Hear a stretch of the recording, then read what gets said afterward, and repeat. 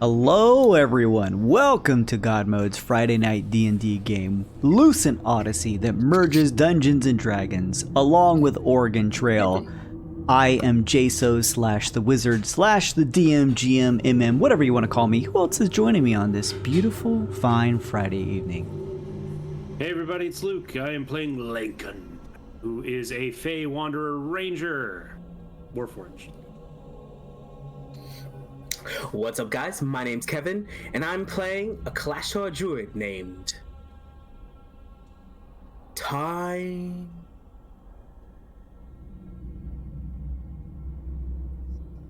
Next!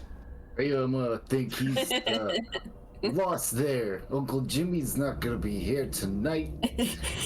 He's Hey, whoa! Hey, yo! He's taking a coffee break. Go. But I'm Kyle, and I'm playing Professor Bach, Floorball the Alchemist Artifice, the Circle of the Moon Druid, at the illustrious Ravis Eterna.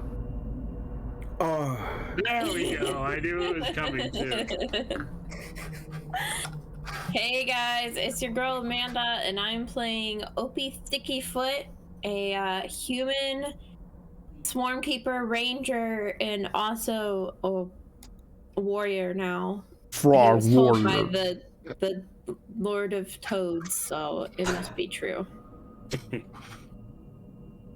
everybody, I'm Nick. I'm playing Forte's dwarven mechanic sent here to take care of the cart and make sure that the well-wishers make it from one radiant well to the next without any troubles. Thank you everybody, I appreciate that. Yeah, Slim gonna be out tonight, unfortunately can't make it with us, so God bless him. Let's hope he doesn't die this session. Thank you, Solid. Thank you, Hans. Thank you, Mama Bear, for hanging out with us tonight. Hans throwing a +1 to whoever rolls first for whatever. So makes the first roll. Keep that in mind. Nice. This is session 19 of Lucent Odyssey. This may be our longest side campaign that we do. Love it. But I'm glad you're all having fun. That's the beauty of this campaign at the very least, is you all get to decide, like, okay, we've had our fun. Let's just fucking get to the end of this, whatever this passage is. That's the beauty of this one.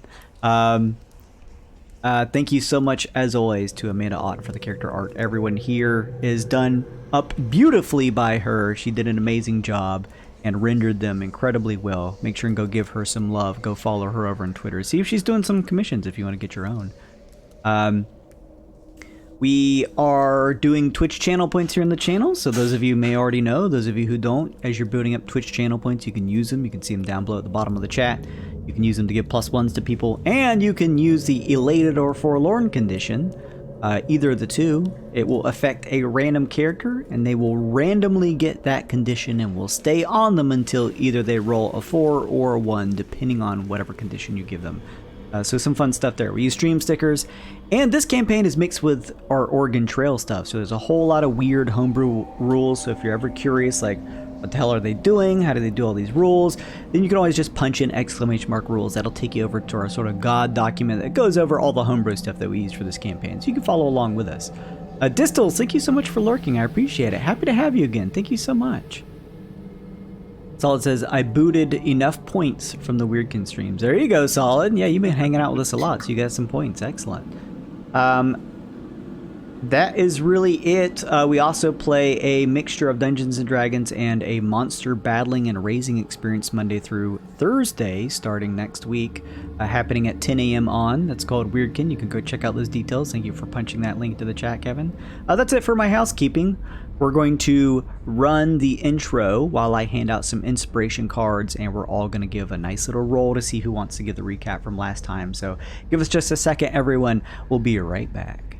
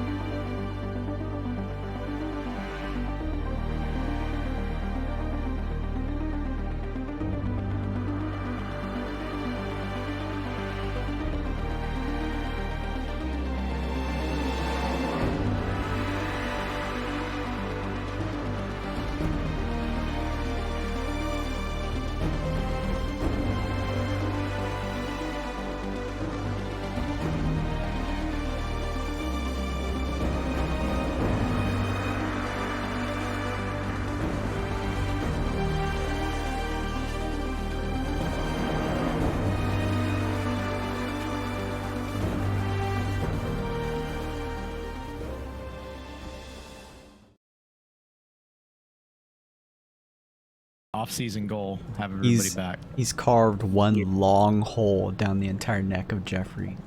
No, not Jeffrey. No. Smoke out of Jeffrey. Jeffrey. Welcome back, everybody. This is your chance and opportunity now, players. If you'd like to trade any of your cards, you're more than welcome to. Good thinking, grabbing two, Luke, for old Jimmy over there. Otherwise, you can hold on to your cards, and then, yeah, let's see. Who got the lowest roll here? Looks like Manda. Hey, Manda, if you wouldn't mind, please tell us what happened this time on Lucent Odyssey. So we were at the Helper's Hand Guild after clearing out the well, and Uncle Jimmy gave me 2 giant space hamsters named Scritch and Scratch. They're probably definitely gonna die by the end of this campaign, so that's something to look forward to. Then we started to head to Karnak, which is the skull place, but then I think somebody stopped us and told us, hey, what about the drowned mine? And so we decided to go there instead. And turns out there's just a bunch of skeletons and piranhas and spooky stuff. Just an Elden Ring cave. Oh, and like the little hands, the little clumps of hands. Yeah. It's great. But we took care of all that, or I think all that, most of that, and we found some treasure, some gold, healing potion, invisibility potion, and that's about it. And we found about the entrance to Karnak, a secret entrance. Well, heading here to see if there may be some form of secret entrance or key or some way to get inside. I thought we did find a way in. There was a message about a meeting about it, I think. Right. This drowned mine was the original place that those who are part of the Blighters would meet. So you're coming here with the intent of hopefully finding some information that will clue you in terms of maybe a key to get inside or some way to hopefully be able to infiltrate Karnak without necessarily having to just, punch down the front doors. I forget, did we found the answer to that, right? In one of the chests? That's what I thought. No, I don't think so, actually. Oh. Not yet. Still. Because I found some good stuff in the chest, but no clear, concrete answers as to what's going on. What did we find in the chest then? I can't remember. We found 362 gold. Oh, that is pretty good. Yeah, a healing potion and an invisibility potion. That's all we found, right, Jason? Yeah, I was gonna say, I don't think I put any notes or anything in there. Yeah. Okay, well, we got some loot, so better than nothing, I guess.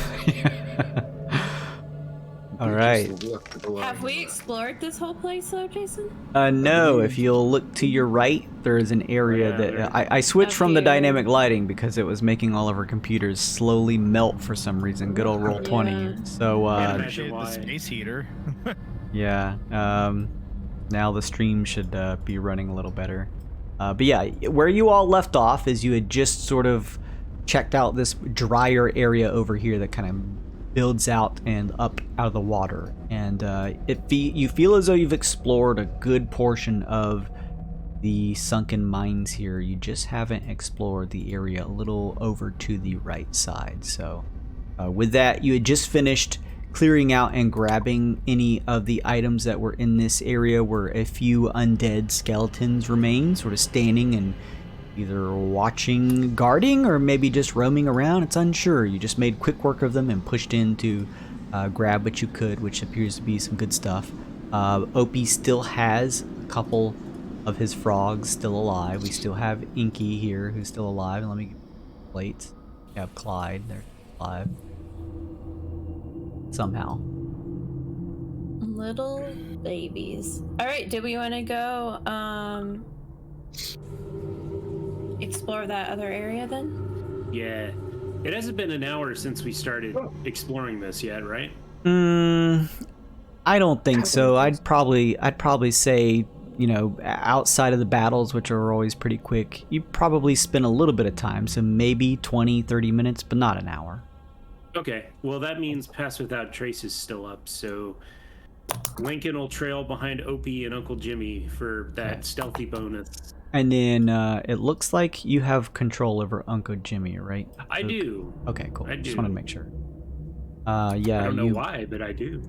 I may have just turned him to all players. I may as well just do that eventually with everybody. Opie, you get about here, and you're able to perceive up ahead. Looks like another stone door that's sunken in the water is down below. What were you gonna say, Kat? And you got a plus. Yeah, +1 from Yeah, all I got a players. plus one. Yeah, I saw it. Thank you. Cool. OP's gonna go slowly up. Does he see anything else over here? Or is that the Yeah, edge of the map? as you get there, sorry, it's a little slightly more cumbersome with this stuff. You're able to see. Alright. You're able to see this. Ooh. Oh, okay. Treasure chest! Treasure chest! Get it! Run! That dwarven racial finding treasure. Hey, let me at this chest, baby. It's not covered in gabagoo. Can Jimmy see if this thing's like trapped or locked or anything like that? Absolutely. Give me a check, please. Okay. Perception? That would work. I think investigation may be a little better, but I'll take a perception, sure.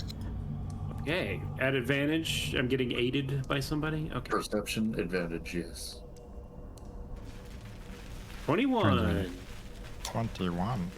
Uncle Jimmy, the chest certainly seems locked, as the others did as well, but you don't see any other implications that there's a tile that could be pushed in or some type of trap, holes carved in the wall.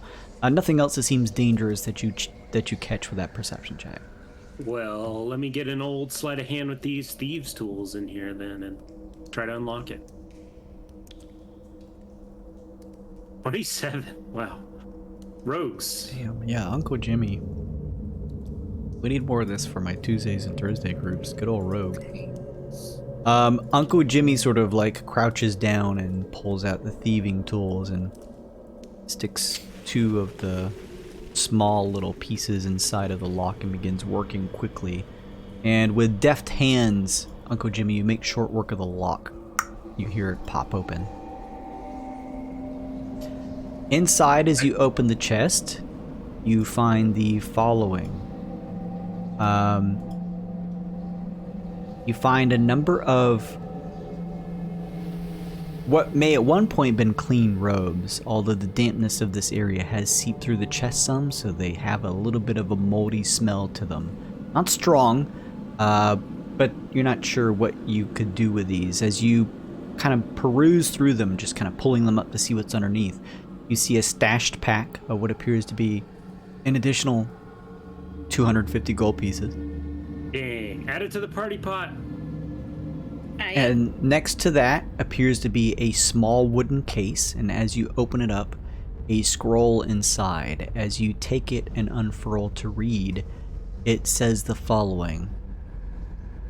Close the doors and lock them. They're infected anyway. Tell no one. This place is going under soon anyway. No one will know. We'll take their shadows and leave. I guess that's was that, Jake? 250. Mm-hmm. I guess that's where the skeletons came from. Maybe. How many robes are there? About 20, kind of just neatly folded up in the chest. All right. Is there any like marking or like identification? Yeah, they are largely a mixture of whites and blacks, but I would say proportionally much more largely black than white. They're more with white accents, and there is a bit of embellishments in terms of some white embroidery that runs across the wrists and the bottom of the almost like robe-like gowns. There is an insignia of what appears to be a moon, you guess, that seems, or rather a sun that is eclipsed by the moon and is set in a representation embroidered on the front of each of these. Yeah, that tracks. You know, these are the guys that want to like plunge the entire area into darkness. So Jimmy will pass out a rope to everybody and say, "Hey, I think maybe we could sneak in wearing one of these get-ups here." Great idea.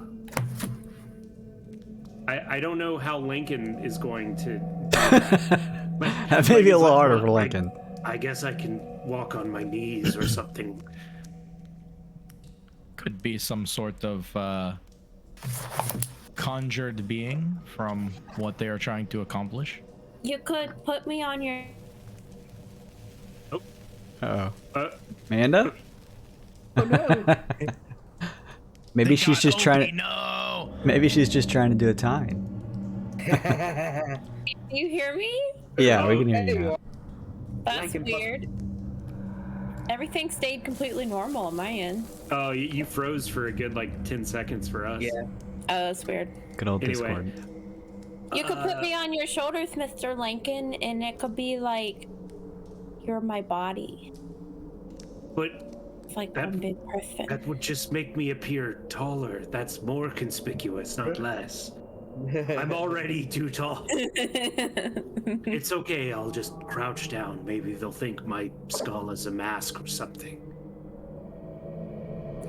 Lincoln takes 2 of them and stitches them together. Puts them on. Hey, I'll have to do the same. Can Opie see if this door is locked? It is. And it is submerged in water. Hey, I could give it a crack there, but what if the infected things that he's talking about is through that door rather on this side? Yes. Let's that's see. what I was thinking. Most likely. But, maybe there's other loot in there. Who knows? What do you guys think? What are they infected with? Maybe we need to figure it out. If we have to see them to figure it out. This is where having detect poison and disease would be really helpful, but who fucking prepares that? I don't Me. have it prepared. Oh, You have it prepared? are? What a champion! Something serious? Oh, Time lives by himself in the woods. Of course, he knows to detect that stuff. well, I've already written it down. I'm just gonna underline kill Tyne in my notes. I feel like you make that Access to note it as a every section. ritual. But Oh, if you have access to a ritual, then we're good anyway. But Oh, okay, then yeah. maybe. prepared for a ritual. Oh no, you don't have to. Ritual, you can cast anything that has the ritual tag. I don't know if that has the ritual tag, but I think mine's a ritual too. For Oh, mine, it does in my book. Yeah, it's a just ritual. not my, Ritual, it's not on my spell sheet. So that's fine. That just means you can't use spell slots to cast it. Why It's don't my you book, two? though. Why don't you two see if you can detect any disease behind that door before we decide to open it? I detect disease and poison.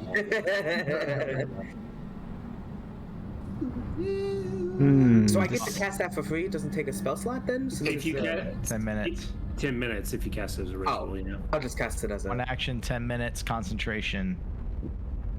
We'll do it as a ritual. That makes Right, sense. for the duration, we'll do it you as a can ritual. sense the presence of the location of poisons, poisonous creatures, and diseases within 30 feet. Poisonous creatures? Is that just creatures that do what? Emit That just poison? deal poison That have- damage? Venom? I don't know. Ah. Frogs. Right. These fuckers right here. you sense 2 immediately nearby you. Alright, let's make a check then.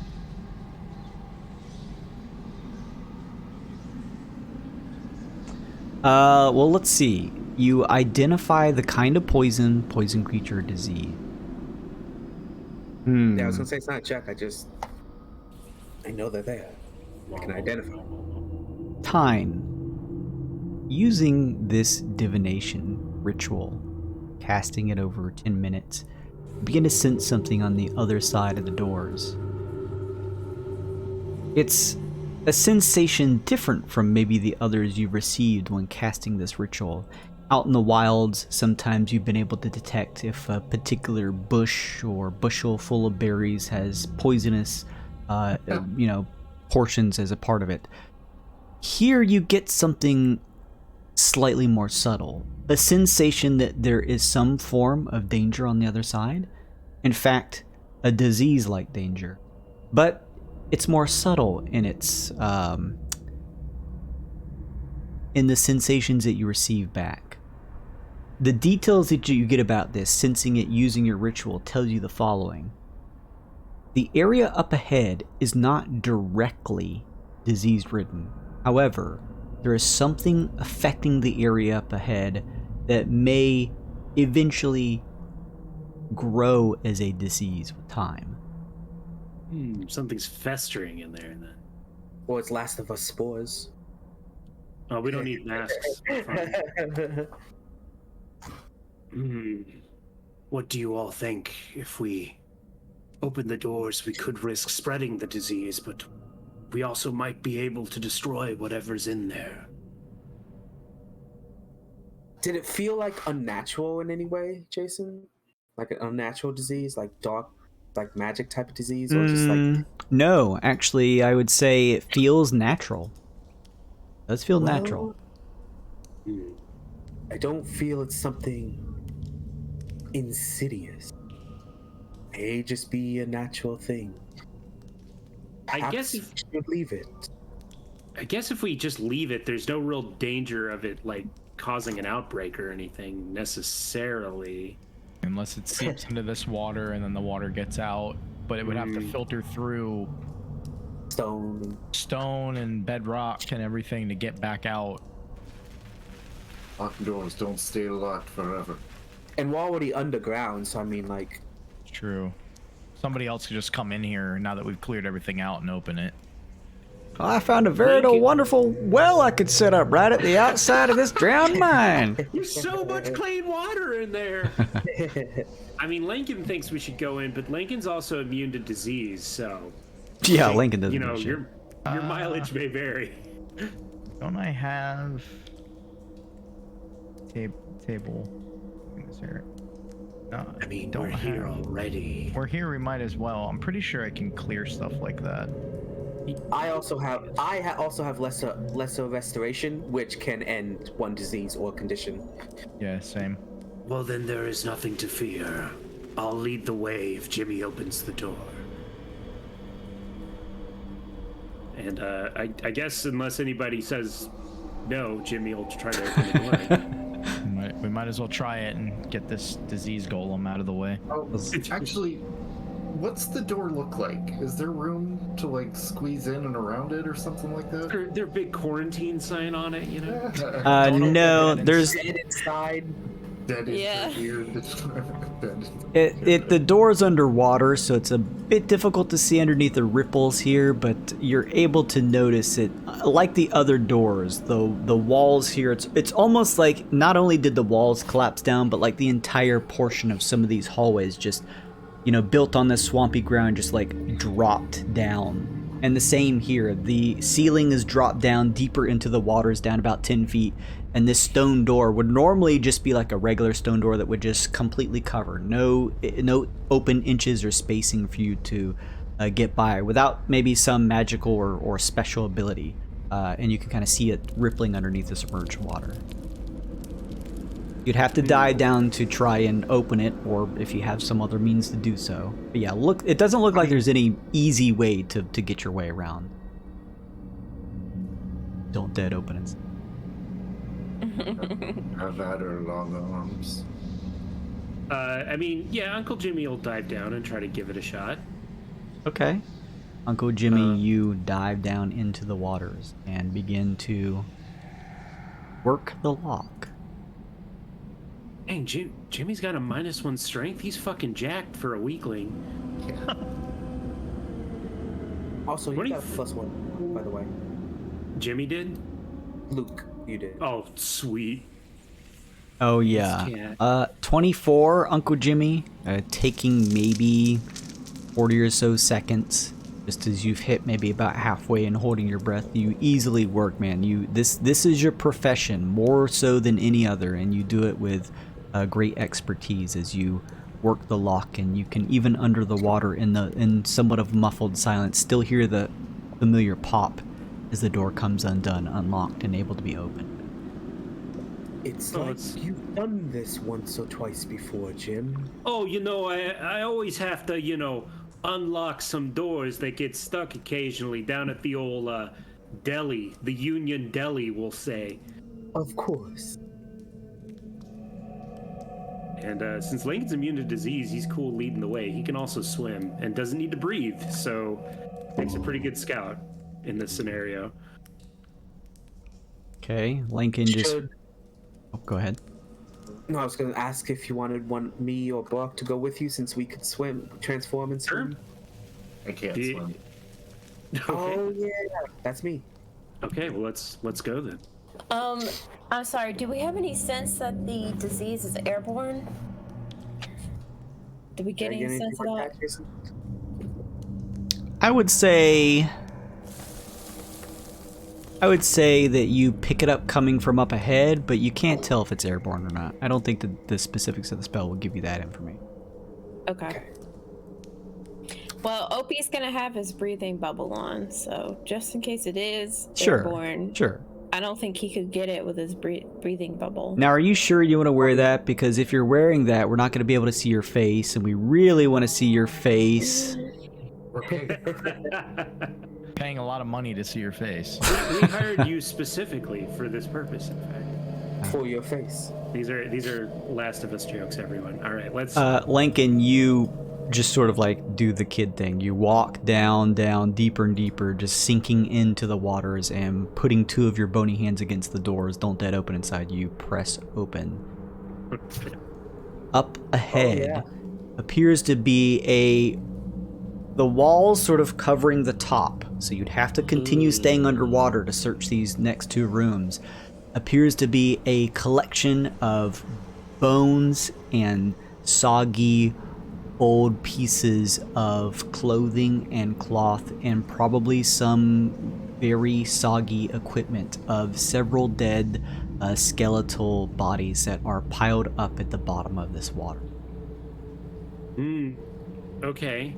They formed in a large clump that rises up about close to the top, the ceiling of the wall here, and it's a mixture of some bonework. There's also a little bit of flesh still on some of the bone in some parts. These don't look like they've been here for a long time.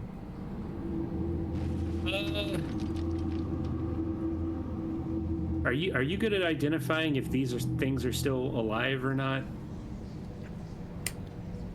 Or unalive?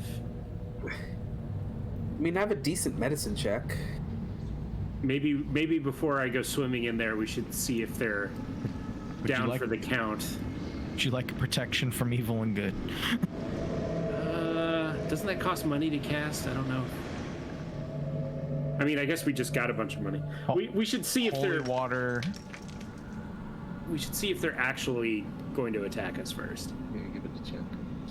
I mean, we could also Medicine. send a frog in Oh, true. True, that works. if Inky is willing. Yeah, one of the frogs can go in. Like right. it just points at the pile of bones, like go dig around in that and see what happens. I think you have control over the frogs, man.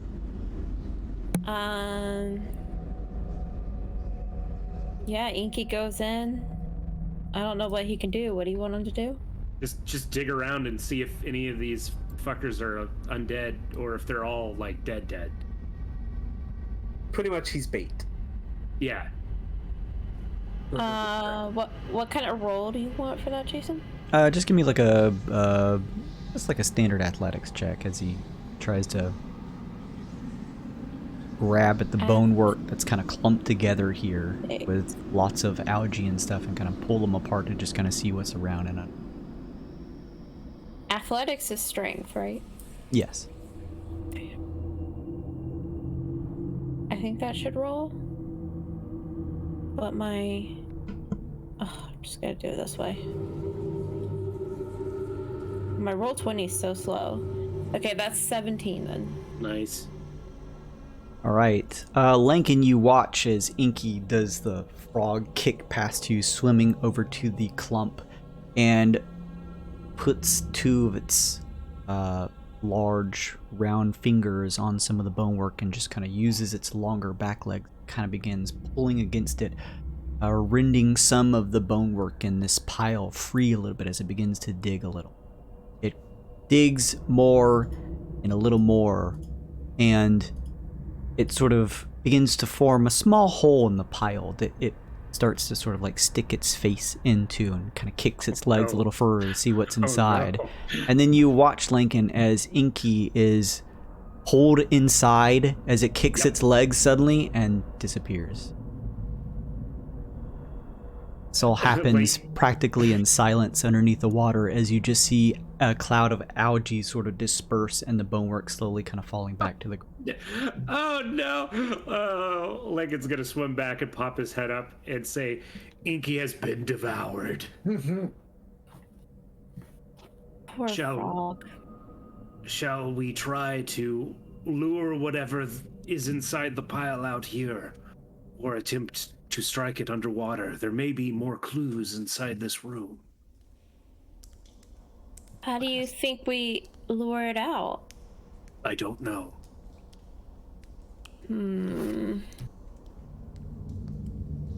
Professor, do you have a depth charge of some sort?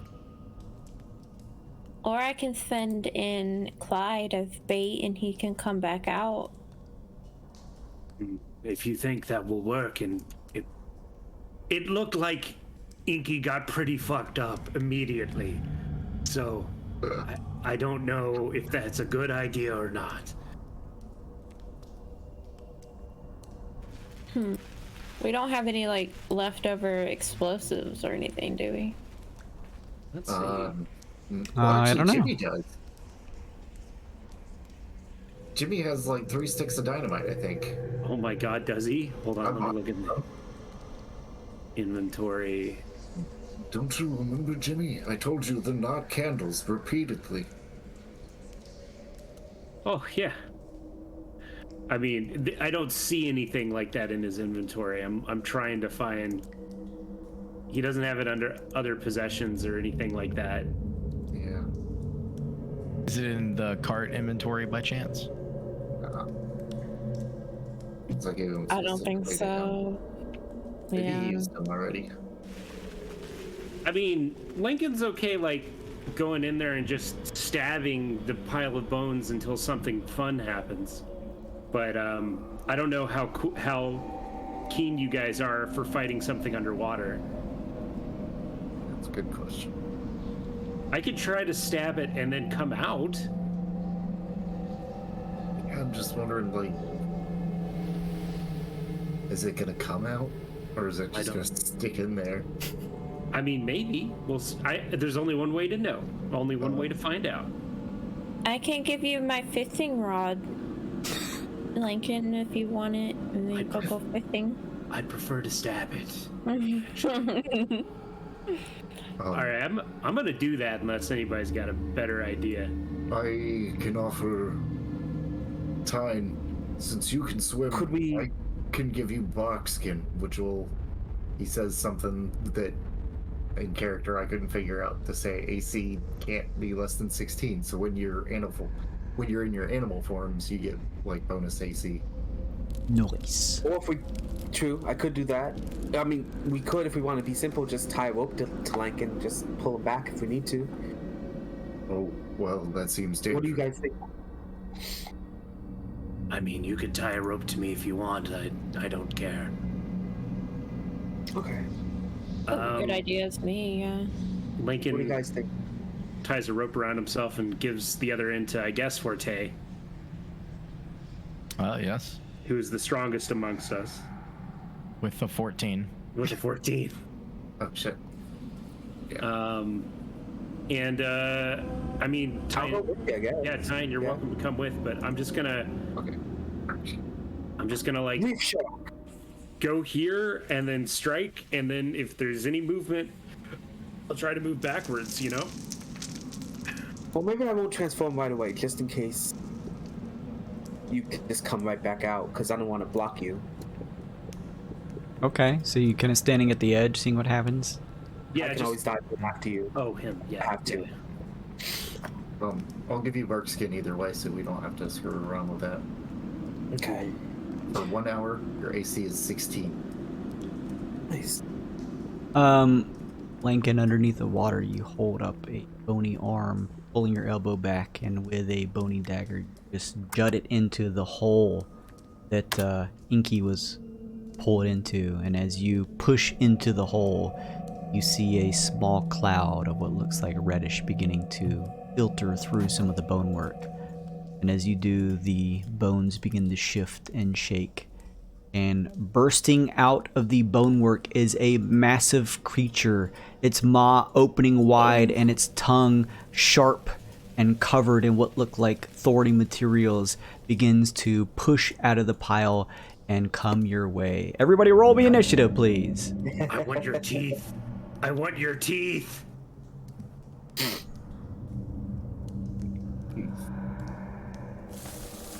Hey guys, did you know that if you click your token? I am going to murder you. Oh no, we have an elated Forlorn. Who did you want to give that to, Solid? That is random when they redeem Oh, is that that. random? That's right. Sorry. So someone give me a D2 roll. On a 1, it's elated. On a 2, it's forlorn. Oh. 2, it's forlorn. And then going in order of our pictures, starting with Luke up at the top, clockwise on our stream. Someone give me a D5 roll, please.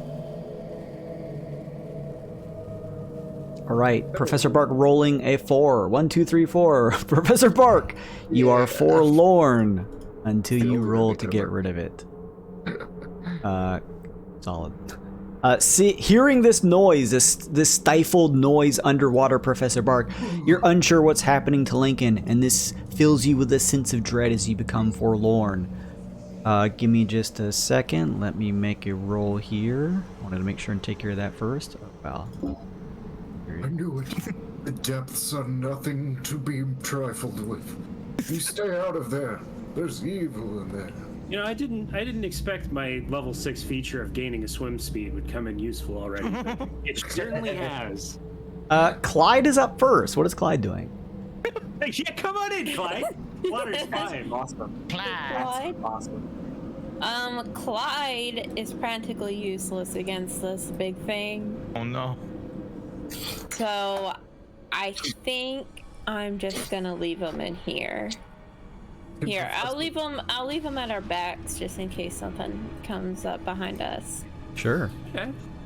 Can maybe Professor Barker offer, if there's something down in there, maybe you could find it. You could use him to search while we're fighting. Yeah, but if just one attack against him is gonna Thing. kill him, so I just don't know how much he can get done before he dies. Fair enough. We'll just leave him there. He'll be fine. That's it for Clyde. All right then, Tyne up next. Tyne, you see in the darkness underneath the water, just underneath the collapsed walls, you kind of almost have to put your face to the tops of the waters looking into it. You see a massive creature begin to burrow out of this clump of corpses and begins to try and assault Lincoln. What would you like to do? Nature check to see if I can get some maybe like what it Hey, is. a Maybe knowledge weaknesses. check. Okay. A knowledge check. What? Who are you people? Yeah. Nature, you say? Oh, I'll just whatchamacallit, aid you or whatever if you wanna. Alright. Okay. You go first. You do it. It was your idea. Yours is better. I knew it. I never will good on the things I'm supposed to be good at. And then give me a D4 to decrease that, please. Oh, Oh yeah. You are forlorn. I know things, but I peed my pants, so I'm a little distracted. Still pretty good at a 16. Professor Bark, you've read or maybe even seen the skeletal structure of these creatures in your studying before. You've heard of this creature, one known as the Valowex. Creature with 2 legs and a flat tail, a wide, open mouth that reveals a spiked tongue. They haunt woodland rivers, luring in prey with their thirst-inducing aura. When a creature stops to take a drink, they attack and drag the creature into the water. You've also heard stories that they reproduce through hosts that they attack. Interesting. Lincoln whips back around in the water. I guess only Tynar can see me. Yeah. Me and you still have the mind link. Oh yeah. I'll tell him to stay back if this creature can implant with diseases. I should tank this instead of Forte. Don't want our cleric to get a tadpole in him that's going to chest burst out of him.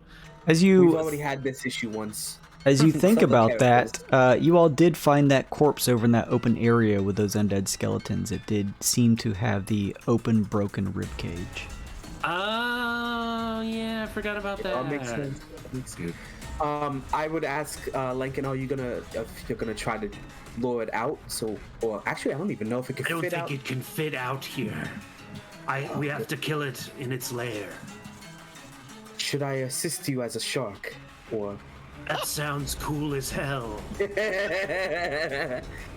I dive in at the same time as activating my wild shape. Constitution saving throw, please. Oh no! Disease. Remember, your AC will be 16 even when you wild shape. Okay. 15. I'm gonna add a +1 to it just to be safe. Okay. Continue. 16. Okay, cool. Diving into a septic tank. Pretty much. And as I dove the layer, you see Tyne transform into a reef shark. Sick. A reefer shark. Yeah. Exactly. It's a reef shark but Tyne. Hard-hitting comedy here on the Episode Network. Luke, What? you know that was funny. You know. The explanation makes it funny. We get a guy on the left, we'll have a Delta 8 split on this boss. I get it. The reef shark gets pack tactics when the shark has advantage on attack rolls when a creature if at least one shark ally is within 5 feet of the creature and the ally is incapacitated. Well, I'm not a shark. Sorry. It's a shark ally. No, it just says ally. one of the shark's allies. Oh, the So- shark's okay. ally is not, not a shark ally. All right. That would be so specific. You have to be around another shark. It makes sense. It makes ally. sense. Oh man. Looks like he has 1 attack, so it's a bite. 5 feet melee at advantage. For It's the just like- Pisces campaign we keep talking about. Right. 17. That will hit. 8 versus AC, so 6 piercing. All right. Nice. You watch Lincoln as swimming briskly through the waters is Tyne, who swims around you and then delivers a big bite into the creature for 6 points. Cool. I mean, that's it. That's the shark. Sure thing. Good stuff, Lincoln. Do we do flanking in this campaign? Is there anything for flanking? No If flanking in fine, this campaign. Okay, all No. right, cool. I think just with like sneak attack and stuff. I think maybe one day I'll have to add that because I feel like that's a really popular thing that almost everyone that I play with assumes is in the game. I give a +2 because advantage is a little much for just flanking, but it is a nice bonus to have. Yeah, I may do it eventually. It seems like a nice feature. I'm gonna move here just in case other people need to get in. Sure. I'm gonna make him my favored foe as a bonus action, and I'm Okay. going to attack him. Put a little target on him for you. 10 to hit. Misses in the murky waters. How about a 14? 14 hits. Just hits. Thank God. That is going to be 19 damage magical. All right. Oh, I'm sorry. It's actually not magical. Okay. Still pretty good 14 either way. 14 piercing, and then 5 psychic damage. Okay. All The right. psychic's magic. Whatever, it doesn't matter. I'm done. Studying some of the weak spots, Lincoln, and targeting it as your favored foe, you strike in the side of the creature as it begins to kind of whip its tail back, clearing off the last bits of debris of the corpses as it gets into a full assault. Good stuff, Lincoln. Forte up next. Right. Forte is going to bonus action summon a spiritual weapon. Oh, nice. An anvil appears in the water next to a shark and a swimming skeleton. I need to just have this on the Slams. hidden GM layer on every single map that I do. And slams into the bone pile. All right. Where is the hit for it? 10 versus AC. That one's gonna miss. It like goes to slam, but it's underwater, so it does that thing where it's just slowed down because of the intensity of being underneath, and kind of misses. A sacred flame appears underwater somehow because fuck? it's radiant damage. Please Okay. make a Dex 14 save. All right. It's going to attempt to do it. It's essentially, It doesn't. A flare happens underwater. It does not. Then He's please big. take 3 radiant damage. He's fat. All right, good stuff. Lincoln, you and Tyne, as a reef shark, both see what looks to be a brisk, almost burning light of what looks like a energy of some sort, brighter than a torch, that casts an almost blinding light that seems to singe the creature, probably coming from one of your allies. I know who it is, baby. That's it for me. All right, good stuff, Forte. Uncle Jimmy up next. Oh, man. What is Jimmy going to do, though? Yeah, he's got crossbows. Crossbows do work underwater. I'm like 90% sure. Somebody can rules check that if they want. But Jimmy will just dive underwater and fire a crossbow bolt at this sumbitch. It's like a spear gun. Constitution saving throw, please. Underwater Ooh. combat. Oh, yeah. Does he have anything? No, he doesn't have anything special for this. 9. Jimmy. Crossbows Yeah. attack normally underwater. Yeah, Sweet. everything has disadvantage unless it's a crossbow net or a weapon that's thrown like a javelin, like or a spear or trident. So you're good. Okay, Constitution 9. Okay, and then you can go ahead and do your other stuff. Okay. Crossbow. Yeah. That's a critical failure. Make another attack roll, please. Okay. You know what? No. Hey, how about a natty 20? Oh man. That does hit. You may roll the damage against Tyne. No. I'm gonna choose to not use my sneak attack for this. Time. In the murkiness of the water as it kind of kicks up, it's algae filled and a little tough to see. Uncle Jimmy, you sort of aim where you think the tail might be as it kind of pushes out of the rest of the clump, but your shot goes a little too wide, catching the tail of the reef shark. Tyne. I rolled the wrong damage for that. Sorry. Yeah, let's see. 6 piercing damage to Tyne. Ouch. And is that doubled because of the natty 20? Oh, Jason. You're hitting your mark. It's just not the mark you want to hit. How about 10? How Okay. about 10 total? Tyne, you feel a piercing pain coming from behind you as you quickly swivel your shark-like head back and see a crossbow bolt in the back of your tail. You look back and see in the murky waters Uncle Jimmy with his cheeks kind of puffed up as he holds his breath, kind of looking at you like, well, sorry. All right, he's gonna reload his crossbow and fire again. All right. How about a 26? This time, focusing a little harder, waiting for some of the algae to dissipate. That one totally hits. Ooh, There you go. the 21 on the Damn. Big Yeah. All right. 21 on the Big Boogan. Pretty good stuff as you fire off a shot that kind of enters into some of the gills of the creature as it swivels back and forth. You can see it's probably making some type of noise, but it's muffled underneath the water. It's not I taking think- a turn. Huh? You can get furball ambush on that. What? Because it's not taking its turn, so you can get a furball advantage sneak attack. Oh, the bugbear thing. I totally forgot. Bugbear, yeah. That was a thing. If a creature has not taken its turn on current combat and you hit it with an attack roll, it deals 2d6 extra damage. Did you guys just make that up just now? Is that what you just did? It's real. Look, I rolled it from roll 20. It says D20, D&D Beyond. It's a surprise attack on it. It's a thing I have. Weird. That's 28 damage. It says Visa _ swipe / special That's why he payment. complains when he 7. has a bad initiative roll. Thank you, Kyle. Anyway, I'm done. Jimmy's done. All right.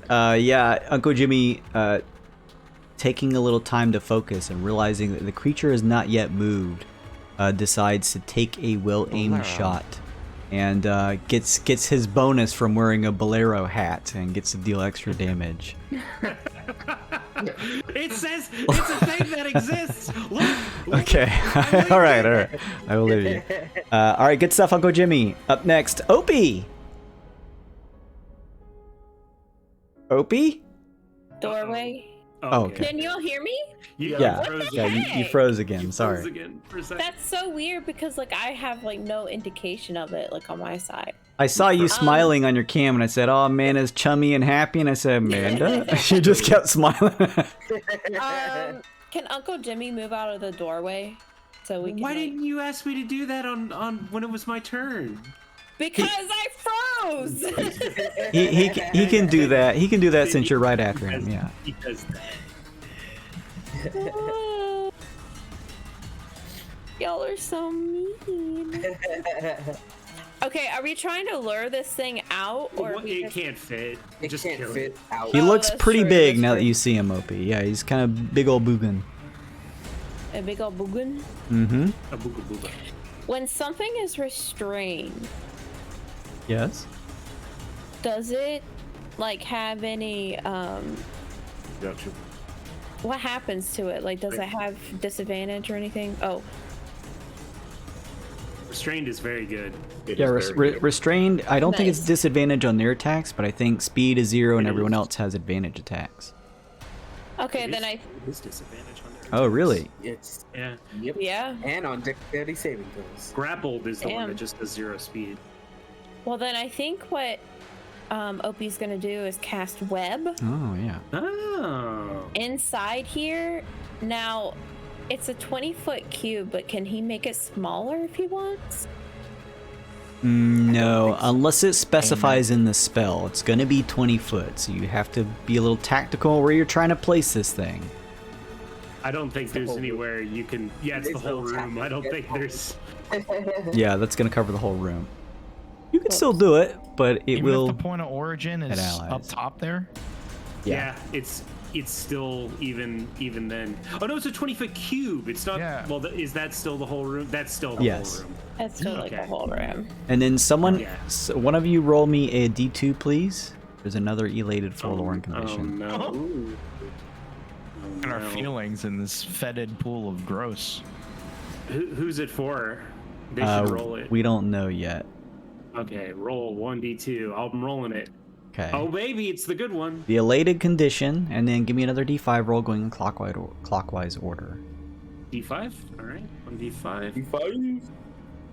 Opie, you feel like with your friends in tow and with Clyde still alive, you can take this thing down. You are elated. You get a d4 to your attack rolls, saves, checks, etc. until you roll a 1.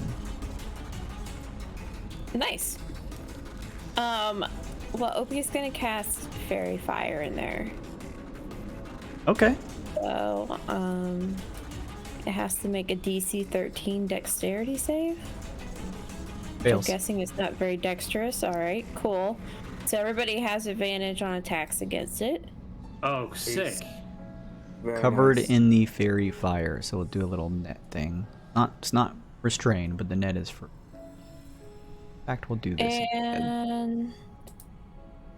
And that's it, I think. Good turn. Yeah, 'Cause pretty that's good my stuff there. action. Opie will move back from the door just a little bit. Hmm. All right, good to go. Good stuff, Professor Bark. Stand back, Opie. I'll show you how it's done.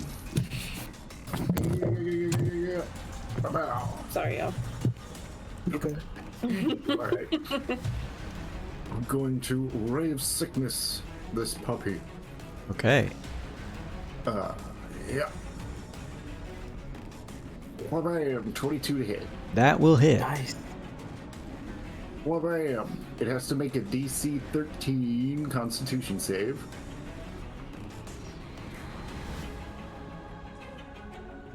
Just meets. Oh, son bitch. Aw. It takes 9 poison damage either way. Okay. It does that as you fire this ray that shoots down underneath the waters, and although you feel the sense that it may not have any lasting effects, you certainly do see the creature kind of squirm around and it takes a knife. Anything else? That will be it for me. All right. Valowex's turn. Follow who? It swishes through the water and tries to hit Tyne by lashing out a long, spiky tongue your way. This will be 25 versus AC. Yeah. Ouch. All right. The spiky tongue cuts across you for that's going to be 18 points of piercing damage, and you are grappled by it. Well, I also fall out of my reef shark form. Not the reefer shark? Oh, sure. That's all its HP, so I'm Tyne again. And using its tail, it's going to whip that around towards Lincoln. First attack is totally going to miss. And then whips the second attack. That'll be 12 versus Lincoln's AC. Block it. Block it with my flesh shield. All right. Kind of hits up against your shield as you just quickly pull it up through the waters, smacking into it. Throwing you back a little bit, but still not taking any damage. All right. The creature is done. We roll back to the top. Clyde! Is Clyde doing anything? Clyde's good. He's just gonna chill. All right, Clyde chills. Tyne, you're up. You're grappled by the creature. Its sharp tongue wrapping around your body now that you're popped out of your form. I'm gonna try to escape. I am... Athletics or acrobatics check versus its athletics. Okay, I'm gonna do acrobatics, and I'm gonna go ahead and use my advantage because Probably I am not good smart at idea. acrobatics. Alright. 17. I'm gonna throw a +1 into it just to be on the safe side. So I want to get out of this With thing. the +1, you're able to break Yes. free of the spiky grapple of the tongue wrapping around you. Very nice. Thank you, chat. Okay, so Tyne not being a shark anymore, not good at fighting in the water, so I'm going to disengage. Mm-hmm. And how does speed work in the water if you don't normally, if you don't have a swim speed? It's just It's treated as difficult difficult terrain, terrain. baby. Half speed. Alright, so half speed, so I have 15 movement. Okay. Yep. So 5, 10, 15. Mm-hmm. You're right there. You can see the shallow waters and your teammate silhouettes up above you, but you just don't have the movement to get there just yet. Well, I can't double move because I did you broke disengage. out. So I Well, am done. Technically, I you think. can't disengage because you used your action to break out of the grapple. Oh yeah, so I guess it gets attack of opportunity. So I'm still gonna I'll try to- if you're still trying to swim out, yeah, it's gonna try and hit Yeah. you. All right, it absolutely totally wants to, as it throws its spiked tongue towards you again. This is gonna be 14 versus AC. Ooh, thank you, Buck. Misses. All right, you see the That will tongue hit shoot normally. past you and kind of hit near the cobblestone at the wall. Pieces of it begins to just slowly fall in the gravity of the waters as you just quickly keep, swimming past, throwing your hands in front of you, getting closer to the shallow waters. Anything else, yeah. Tyne? that will be my turn. Good stuff, Lincoln. Lincoln's gonna hit this thing Bless him. with his rapier. 12 is going to miss. Oh wait, we have advantage though from the fairy fire, so 14, that does hit. 14 just hits. It's gonna be 13 damage. And I will do another hit with my rapier. 26 for another 13 damage. Nice. So You that's just gonna keep be- on stabbing into the thing. Yeah, that's gonna be 26 altogether. All right. The waters around the Valoex, you can see the puncture wounds from you and your teammates as the waters grow a little darker as the bloody mist begins to surround the creature. And just in case it tries to come after Tyne, I'm gonna move here Sure. so it can't get past me. And that's it for me. All right. With that, we move on. Forte up next. Okay, standard Forte turn. First thing, the anvil swishes through the water and tries to make impact. This is at advantage now it's hitting. In the fairy Yep. fire, yes. A That is a natty 20 critical will hit. Anvil strike. That's what I Hit. call a good use of fairy fire right there. Right there. If I hold this button, does that do the that do the crit damage? It did not. Roll another D8. You have to pay for the crit damage. It's a microtransaction. 15 force, All right. and then DC 14 dex save or take radiant damage. All right. Dex save incoming. That one passes. Fairy fire do anything against dex saves? No. No. Okay, Didn't. then that'll be the turn for me. Okie dokie. Uncle Jimmy up next. I guess. Let's see. 1, 2, 3, 4, 5, and he'll take a shot. Okay. Diving under the water, pushing past Tyne. Yeah, I guess he doesn't have any other option. So yeah, he'll do his hand crossbow again. That seemed to work out great last time, except for when it hit Tyne. Oh, I didn't roll with advantage. Let me do Yeah. that again. Fish for the crit. What do you mean? It worked twice. Oh, Crit card, please. it definitely. Oh, Oh, yeah. yeah. 14 needs that crit card. Well, it definitely hit. So Yes. it's gonna be 17 damage from Uncle you. Jimmy. All right. More bloody water begins to pool around the creature that looks pretty significantly wounded at this point. And he's already done sneak attack, but he may as well fire the hand crossbow again. So he'll do that. 14. And once again, I've forgotten to roll with advantage, so let me roll another one. Mm-hmm. Oh, Hey, Crit. 2 crits off of the fairy fire. Did, Come on. did you guys pay for the crit microtransaction? Is that what you did? We just don't think D&D is monetized well enough. yeah. Yeah. D&D is paying for it. Remember how fun this game can be? All right, so Uncle Jimmy's got 28 damage on the thing all day, every day, all together with both attacks put together. Hey, wait, go, get out of here. Uncle Jimmy! What does it look like when you kill the creature? Hey. The thing's tongue's waggling, and he pierces the tongue into the thing's forehead with a crossbow bolt. Nice. Nice.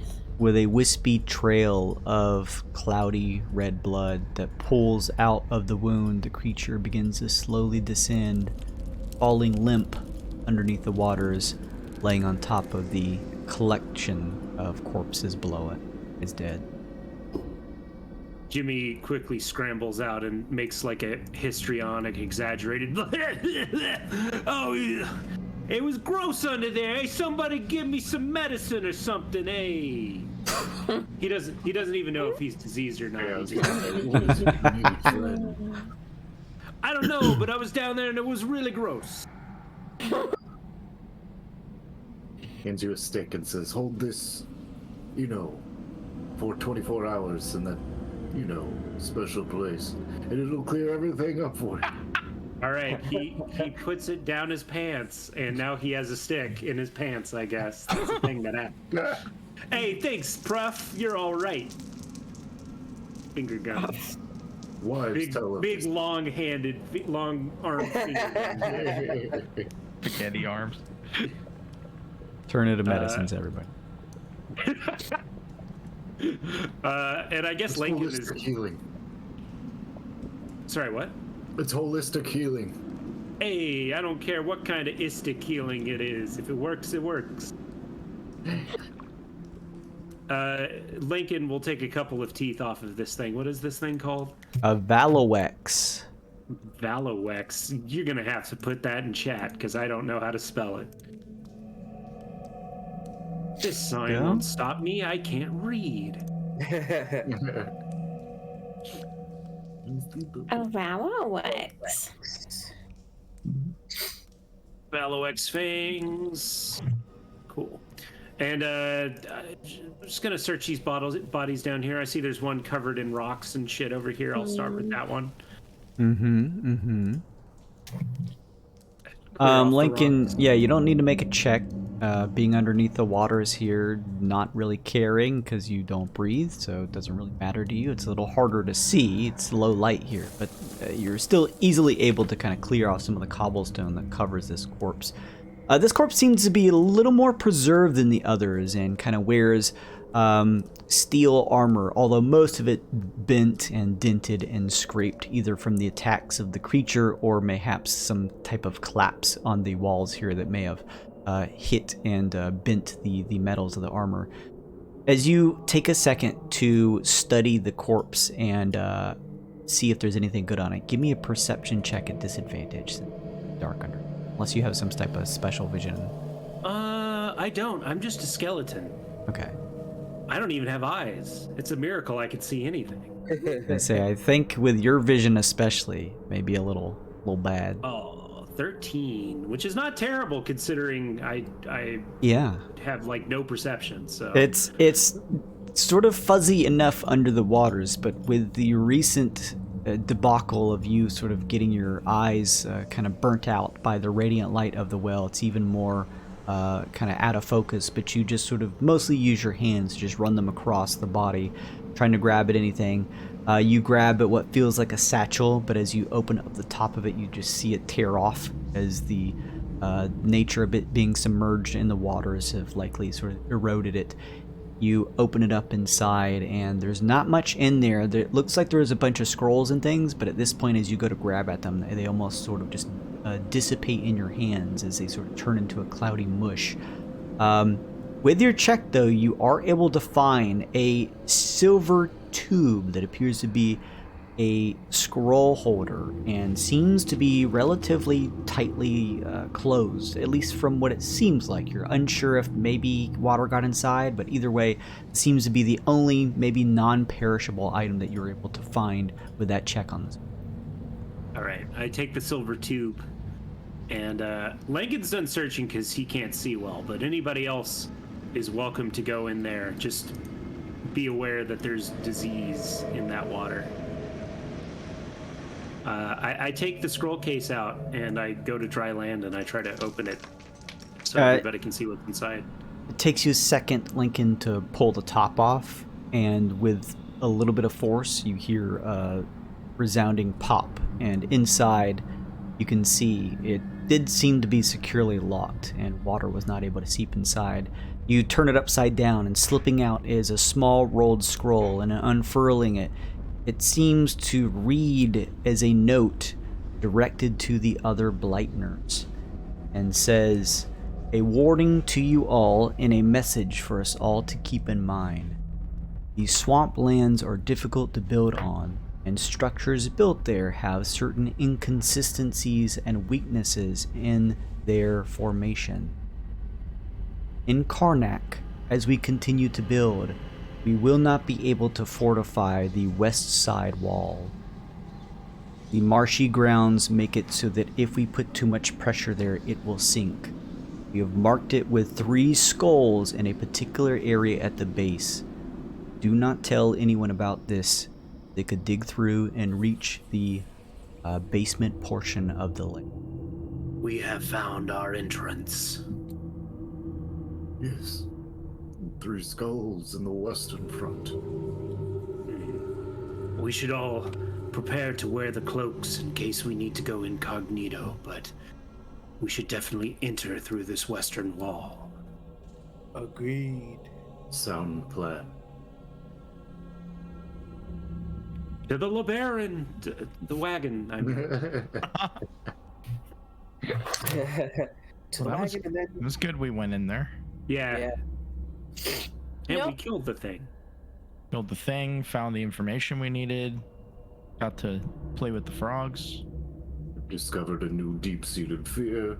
It was a good time had by all. Thalassophobia bad. Gathering together and at least being able to leave this area with some information in tow.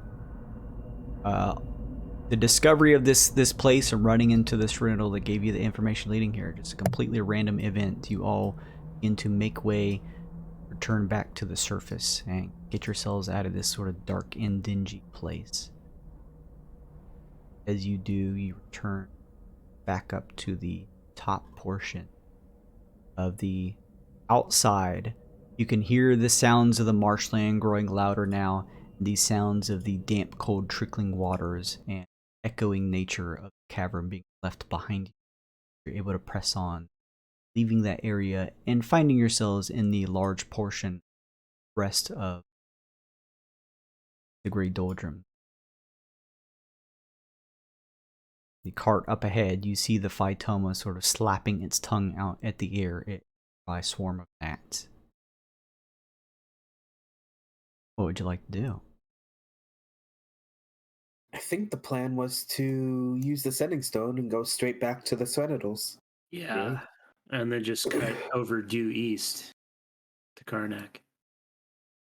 All right. With this plan in mind, each of you begin to surround the cart or wagon and focusing on the harmonic emitter inside and picturing in your mind the Helper's Hand Guild here in the Grey Doldrums. Everyone closes their eyes and a light begins to flare up down the cart. And just as quickly as the light flares up, dissipates, you find yourselves only but a few yards outside of the Helper's Hand Guild. Turn. Do we have anything to dig with? Oh, we have a shovel in the wagon, I think. I've got a miner's pick. Yeah. I've got Oh. a shovel. I have another shovel as well. I can become some sort of giant badger, I believe. Yes, a giant badger. I would be able to help with that as well. It seems like we have things covered then. Yeah. Well, I was gonna say we should buy a shovel, but we're good. So let's go. Let's go. We need to spend any of that gold on Upgrades. repairs, upgrades, gold, potions, whatever. Anybody need anything while we're here? We Well, just got let's like take a look 500 at gold, these. right? Can't take a short rest while we're doing this? We have 670 gold. Damn. And Yeah, we that's gotta be able to party get gold. something. Yeah. Where's the wagon upgrades? It's on a Yep. Google Doc, isn't it? Bible, It yeah. is. Somebody, I can. guys, I'm I- lazy. Somebody send it to me. It's in the Blue. Discord. I know. I Put should it in book there. that. I got it. Hang on, I got him. Thanks, It's in the Discord. Daddy. Let's see. We could get. Thanks, Daddy. But I'm We here. could get extra weight, although honestly, we're That's the resource tracker. That's the wrong one. kind of good on weight. I don't think we've ever run out of weight. Yeah. Camouflage. Why does it say Lincoln sniffs butts during his long rests? Aggressive party mode? It said that for a while now. Who put that Yeah, there? it's been saying that. I thought that was like a trademark. I didn't actually read it. There it is. That's the Thank you. rules Bible. I put it in the Discord as well. We could get a hard top, so advantage on saving throws against weather effects. Oh, did we find out what the terrain was like in the next area? No. Okay, don't we think need so. to go to the Is next there- area. I was gonna say, is there a way to do that without going there? Would the Sweaters know? Or You Can we you ask can. around town? I was gonna say you can make an investigation or persuasion check, whoever wanted to see if you could discover any details about the next. Jimmy can do a investigation, but he's not super great at it. Mine's +0, but I rolled anyways. yeah, mine's a But +1. it's not rolling. I actually have a There you go. +5 in persuasion. Oh, it's an 8, so that's not Oh nothing. no! Ooh, 19 persuasion from time. All right. Well, yeah, we'll have Uncle Jimmy give an old investigation too. 9. We'll stick with the 19 and the 21. Uncle Jimmy comes back with more space hamsters. Hey, yo, you see these things? These funny little characters? A local shifter merchant who has a variety of packs on their backs and is kind of unpacking a couple things. As a few of you are asking around, looks and says, "Yeah, I've heard of the place. Been there just a little bit, sticking my nose in. Not much trading going on in that area. Heard it called by the name Jaws of Oblivia. A vast mountain range. Difficult to get through. Spike treads, buy the spike treads. Thank you, 200 sir. golds. Fortunately, don't know much about it beyond that. No, not a whole lot of trading going on up there. Merchants don't seem to want to press on past this area. So if you're looking to trade your wares, you may want to stay here or head yourselves back to Yorvale." Thank you for the information, friend. Of course. All right. Spike treads. Yeah. I'll take 200 out then, if everybody's okay with spike treads. Yeah. treads. What do you guys? How do you guys feel about camouflage cover? That might be helpful too. Since we got the kicking around money. I'm thinking, can we do the covered wagon too? Because the weather effects, like if we're gonna run into bad weather, it's gonna be in the mountains. Yeah, that's probably true. Where's covered? Hard top. Hard top. Okay. Yeah. Yeah, let's do spike treads and hard top. Another 200. Okay, so we still have 270. You guys want to do camouflage too? We could do camouflage. Well, it is a cover. Can it go over the hard top? Can we do both at once, Jason? Is there both a covering? These are, as mentioned up here for the wagon upgrades. A wagon can only have one of each type of utility upgrade. So if you put a covering on it, you could buy the other one, but you'd have to choose which one to have on. You can't have both on at the same time. Yeah. Okay. Oh, okay. Just like All right. Well, You switch them out at the helper's hand. Yeah, you switch them out of the helper's hand. So if you're like, hey, this next area we need this specific thing, just stop by your helper's hand. You say we want to switch this. What about accessories? It can only have one accessory at a time. If we've that's been using all 3 at the same time. This whole campaign. You know what? Since you already have, I'll say fuck it. Those are small enough to have all 3. But everything else, the structural covers, wheels, coverings, pins, those are all one apiece. Well, do we want to take our swamp wheels off right now? Yeah, we're gonna have to. no, Well, I mean, let's- we don't have to. we got a lot more swamp to get through than mountain to get to the next helper's hand. Well, Let's leave the swamp wheels on. what's the wheels do for you here? Is that off-road wheels? Oh, yeah, we already ignore swamps. Functionally the same. Yeah. I was gonna say you guys bought those, I think, in Yorvale, but the thing is, Amanda broke the game because she built OP, so you are completely fine even without those here in the swamp region. Oh yeah, let's fucking swap them out then. Okay, then we'll put on the spike treads. Miss Sith Lord 644 in the chat says, "Y'all got fatties? Show proof." You've come to the right stream, Miss Sith Lord. Got them fatties. Got those fatties. Okay, so I'm gonna highlight what we actually have Okay. equipped in blue. Cool.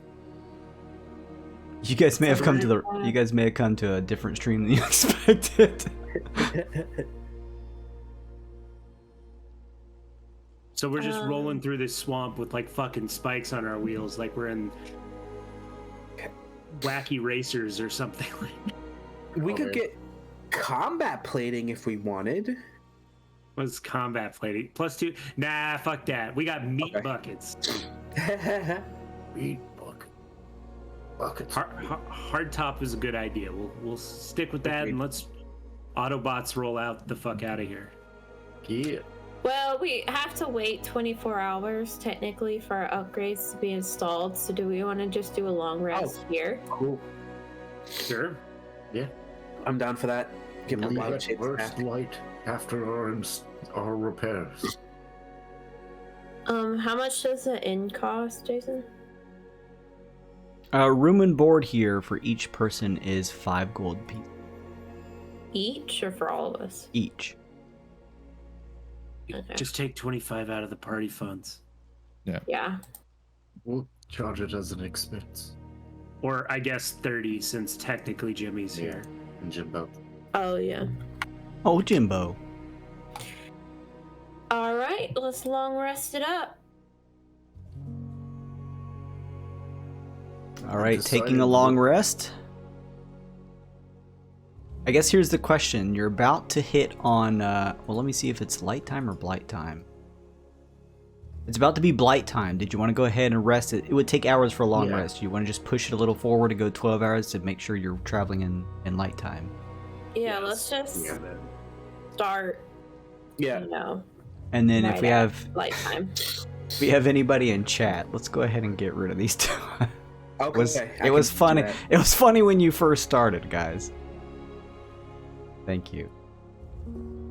All right, so we press on. Let me just get some things done here.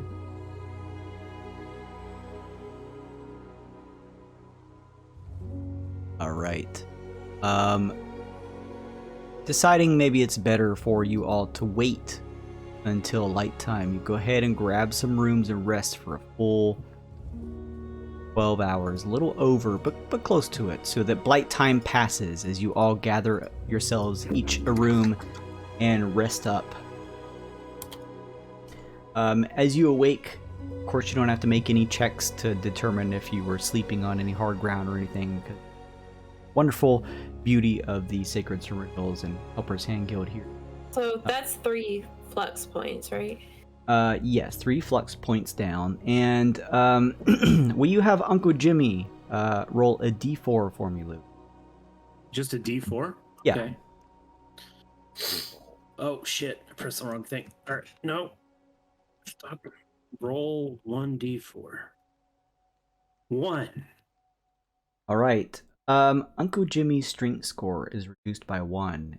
As Uncle Jimmy wakes up, he feels a little sickly. Oh no! Hilarious! Jimmy, hey, bro, this fucking stick don't work, man. What the fuck? Y'all, you need to fucking heal me. I've got the swamp googlies. He's got the gabagoo. Where exactly did you keep this stick? I put it in my special place, like you said. But Doctor's orders. not in your special place. Come here, I'll show you. Where's this going? All right. To a scene transition. Okay. We kicked out those two from the chat too early. Here's your fatty right here. Shut the fuck up. Uncle Jimmy just like walks out of the room like rubbing his ass. Ah, jeez. All right. Enough of that. No, but seriously, I feel bad. I only have 8 strength. It's fucking 7 now. What happened? What was this about? I don't remember this.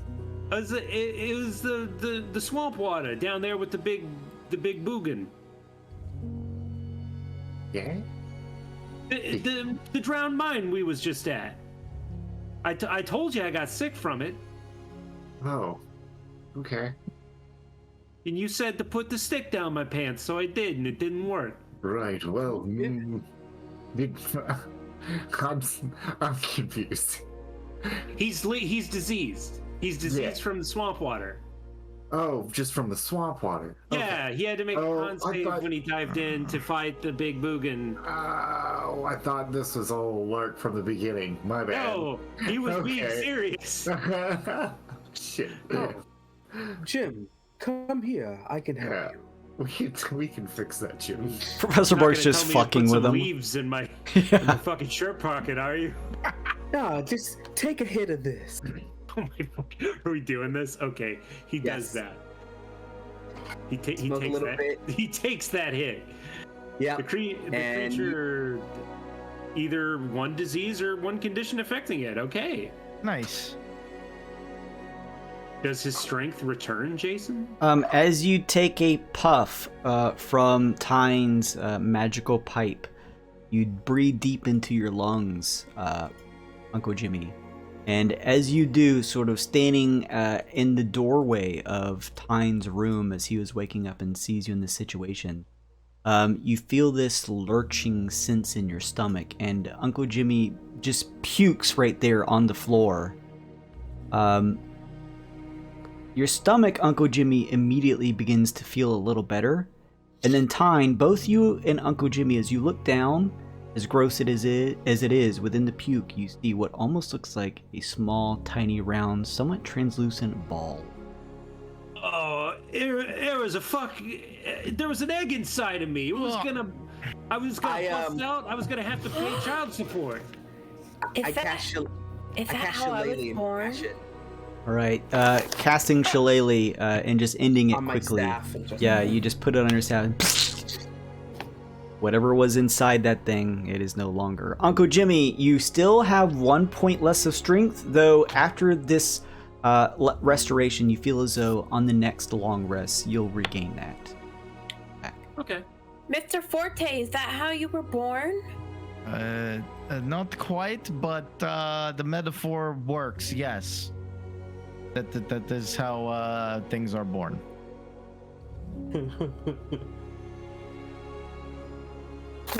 You are very observant, young warrior. Warriors have to be observant at all times. Here, have the tankard. You've done a good job.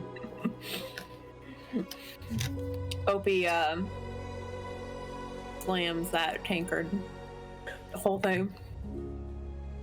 oh, damn. He's like a little alcoholic now. Oh, It's no. dwarven ale. It doesn't really even have Warriors have to be. Hey, Well, I hope like liquid bread. It's like not even. I hope you all like the size that Opie is, because he's not getting any taller than that.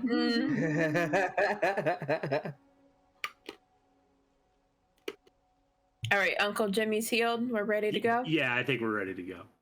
All right. If you really want to relax, Opie, take a hit of this. Stop giving the child It's illicit not- substances. Is that not- some kind of medicine, Mr. Tyne? It is. It's my natural medicine. It's all natural. Well, my mom has the same kind of medicine. She smokes it all the time. It's It's not. completely holistic. I believe that is an observant warrior's choice.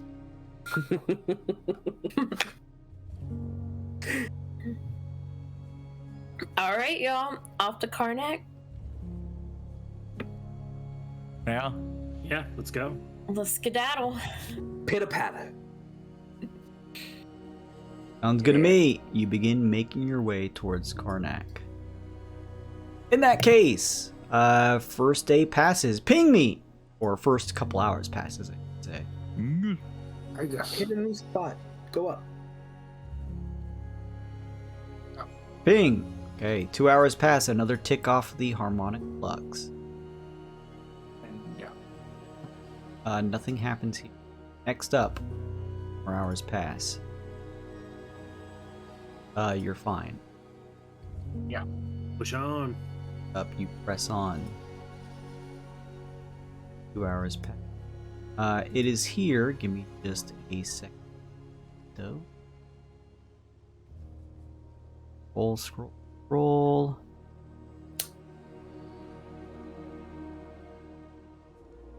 Fear that it dawns on you that every day starts the same way.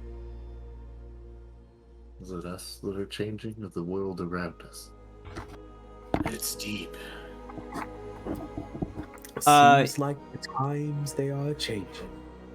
You find what appears to be a downed wagon up ahead. And it looks like maybe with a check or two, you'd be able to gather some of the pieces off the wagon to maybe use in place of repairing your own, if you'd like to. Amanda's frozen again. Oh, there she is. What am I doing? Sorry, guys. You were frozen. A check, you say? It looks like this may be a job for either you, Forte, because it looks like this would be best kind of broken down with a tool check to get the parts. There is... wagon carpenter's tools? Yeah, give me a D3 roll really quickly. It's a 2. There are 2 wheels and what looks like an axle attached to this thing. There's 4 wheels, but the 2 look more submerged in the kind of mud and little wear on them. So the other 2 look like you could probably take them to the back to. Okay.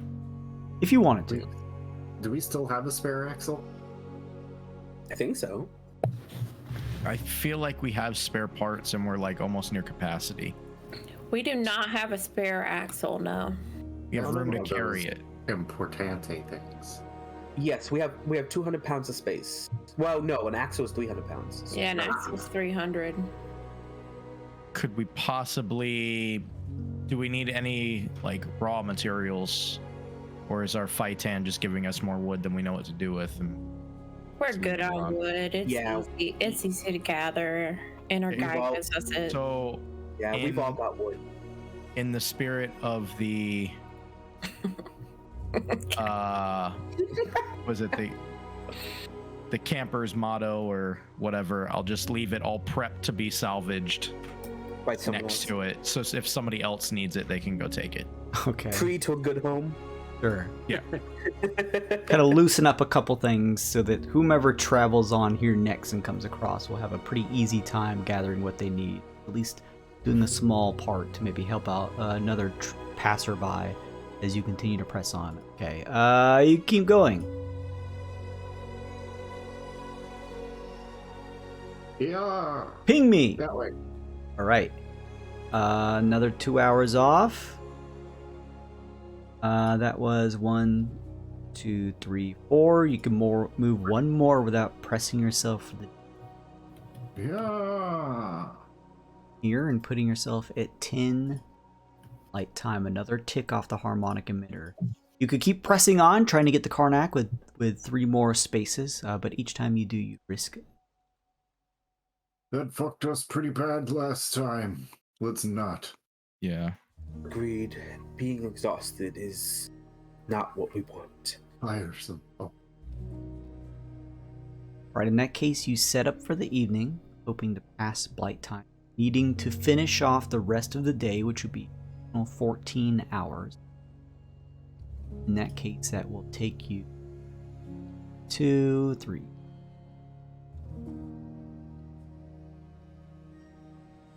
That will take you exactly as you all set up camp, passing 3 more harmonic flux, but passing through the blight time as you all awake. I'm assuming you're setting up tents. In that case, everyone give me a Constitution saving. Can't say. We've never had to do Oh, mother Fletcher. We've literally never had to do that. this. Never had to do What Never. is this? Yeah. You know what? Why? I'm just gonna use both of our advantages on this, Jason. Okay, sure. Yeah, Tyne, there was this stupid root that kept poking into your back and annoying you, and you have a point of exhaustion. Dang it! Opie, Jimmy's wait. fine. Why are you rolling with exhaustion? Or why are you rolling with disadvantage? I'm rolling with is straight. It's Oh. just always It's the roll fail. 2. Oh, it's the first It's one. the first Okay. one. Yeah. It's that crit fail. Yeah. At some point in the night, Tyne slept on a big root that didn't let him sleep all that well. And then Opie, you set your tent up on a small hill that you thought was secure, but it like slowly began to slip into the large puddle of the mud and mire underneath and started getting all over your body and was a little uncomfortable trying to sleep in your tent. So both of you wake up with 1 point of What's the DC on this? a DC is very low. I'll just tell you it's Okay. 5. Okay, cool. Basically got a crit fail. You know. One, 2, or 3. Like me. There's always room under the bar. As you're sort of like reaching and grabbing at your back, Tyne and Opie, you're up and Void that tossing and turning, sleeping on what almost felt like a rocky, gross waterbed, but knowing it was mud underneath you, having a little exhaustion. Each of you hear a voice that sounds somewhat familiar. Oh, hey, it's you all again. Hello. And turning, you see waving a woman that looks familiar. She is kind of younger looking and has this greenish armor that she wears that sort of scintillates and has this coloration of what almost looks like a camo nature to it. Her hair, a long, almost aqua green with streaks of yellow in it. This is Orphe, whom you originally met way back in the... Yes, ruins, Hottie. I remember. Yeah, we met over in the ruins. How's it going, everybody? Yes, very well, actually. We've come a long way, seen a lot of good things. And yourself? It's been a hot minute. Well, I've been dashing around trying to maybe divulge some more information about this whole passage. Plenty of mysteries and things to find in here. You guys come across anything good that you all ran into? Oh, quite a few things. I've described, what's it, old memory stealer down there, the Frog Kingdom, the Radiant Well, and I wouldn't find out how thick Professor Bark is. Does he tell her we're about to run in? No, he's cautious about his plans. And that's it. He does not tell her about Karnak yet. She nods as you tell her a fair amount of info. Says, wow, well, hey, good to see that you're all still in one piece. At least you can count on that. Yeah, I've been doing fine. I like to try and stay away from most dangers. I've been learning more about this place, and I've come across a couple more ruins and some older ledgers and things, trying to learn more about it. You want to hear what I've collected? Oh, Sure. yes. An exchange of ideas is always welcome. So, apparently, stories tell about the light and dark energy of the passage, passed down from families supposedly long ago. Now, you may not remember because it's been maybe a good couple weeks, but I told you about that group of maybe beings called the First. They were said to have maybe formed all things, or at least were part of it. They go by many names, as I've heard, the First only being one of them. There's many other names, but not a lot in your tongue. I guess the best term I could call them is the Twilight Collective, what they're known as. And they were a mixture of beings that had power over light and dark energy, and they helped used it to craft a few things. They even were said to have crafted a fail-safe device the universe ever got too out of control. At least that's what they say. That sounds dangerous. Maybe. I don't know where it is or what it is. It's just the rumor that I was able to come across in my travels. Fascinating. I wonder, maybe you could help us. We've run across a symbol we don't quite recognize. I'd pull out, like, one of the robes Mm-hmm. and see how she reacts to that. The robes you found in the cave. In the sunken cavern, yeah. She looks and says, yeah, I think that's one of the Blightener's robes. You come across them? Where'd you get the rope from? Dead Blightners. We found it in a cave we were exploring. Well, I hope you didn't make them dead, right? No, they were dead long before us. Very Oh. dead. All right. Infected. Gross. Well, yeah, that's Blightner stuff, all right. They're mostly holed up in this area, trying to spread the good word about the shadow and dark energies. Speaking of, by the way, yeah, they love the dark energies. They say it's the only way to counteract the light. Although, from what I've heard, most of them are made up of members from the Underdark, sort of like the Drow and the like, those who prefer under the ground. Though they may have a little bit of a vested interest in trying to make the top side completely dark. If the top side is dark, then they could invade. Yeah, or I suppose just live in comfort. Invasion. Or that too, yeah, I suppose. I hear pray tell stories of the Drow. Oh? They can be dangerous. They're jerks. Suppose so. Real dicks they are. They kicked my cat once. I hate them. Come to my house. No, not the cat. Well, I can't say I've ever met one myself, so who knows? Maybe those are all tall tales. It could be. I've not met one either. Miss, where do you just travel all around, or where do you live? Oh, well, I like to call my home out there, she points up, amongst the stars. Oh, Jesus.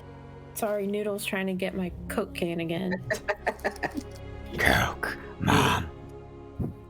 You're from wild space out there? Yeah, I travel all around Wild Space. This is just another step in my long journey. You folk familiar with things like spelljammers and the like? There's a whole world out there, off of the ground here. Spelljammer. Yeah. Are there a lot of warriors out there in space? Oh, yeah, plenty. You gotta be strong to survive up there. Wow. I prefer keeping my feet firmly on the ground. Hey, everyone's different. So, Miss, if Professor Bark wants to see you again, where might he find you? Well, I'll be around, you know. I'm still digging around these parts. The passage holds more secrets. I imagine at some point we may come cross paths again. You'll find me, I'm sure. Yeah, I suppose that's probably the better way to say it. Well, okay.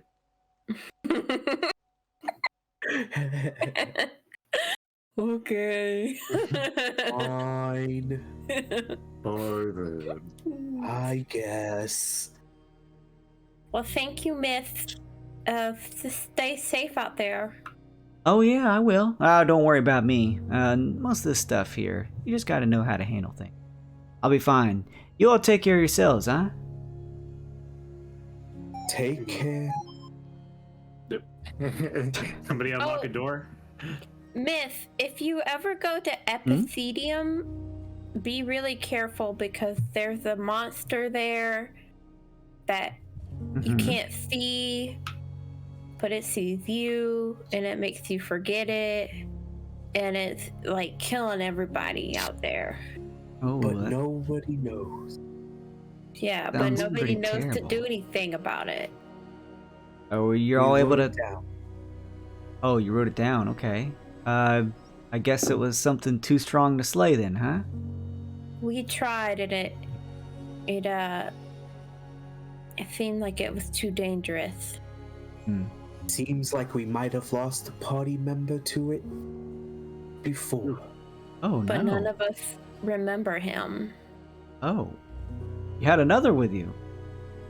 We found a log of another... Do you remember somebody else being with us? She kind of like takes a second, darts her eyes across, almost counting heads. No, full party here. I mean, this is all the people I remember seeing before. Remember Opie. He's gone from everyone's minds. Whoever he was. Oh, man. Well, that's a bummer. Yes. Opie is right, though. Be careful if you head towards Epicene. I'll definitely keep that in mind. I would say don't even be careful. Just don't go there at all. Probably sounds like the better plan, yeah. Well, I hate that the people are in trouble there. I've heard that that's a pretty big, bustling community of trade and things. They'll be dead soon enough. It's the exact reason this creature took up residence. Well, if you see anybody else on the road, you might want to warn them also. Yeah, well, I'll do my part to try and do that. We can save a couple lives in the process. I don't see how that's a bad thing. I hope to return and expunge that evil from the land one day. Yeah, I think that'd be great. Well, figured I'd just stop by and see how y'all were doing. I saw you resting here on the road, and just wanted to give a little wave before I headed on out. Good seeing y'all again, and sorry about the loss of that previous member. Wish I could have remembered him, but what you're saying is true, then suppose none of us do. No, none of us do. It's very sad. Anyways, have a good day. Yep, Travel have a good one. safe and watch your back. You got it. He waves and begins to just kind of walk down in between the slight bits of dry land, murky. As Lincoln very creepily waves back. Lincoln can't see, so he's like waving like at the wrong direction. He's turned around. I still have the blindfold on even. He's waving at a tree. Yeah. Just facing like 30 degrees off the wrong way. Pretty bird.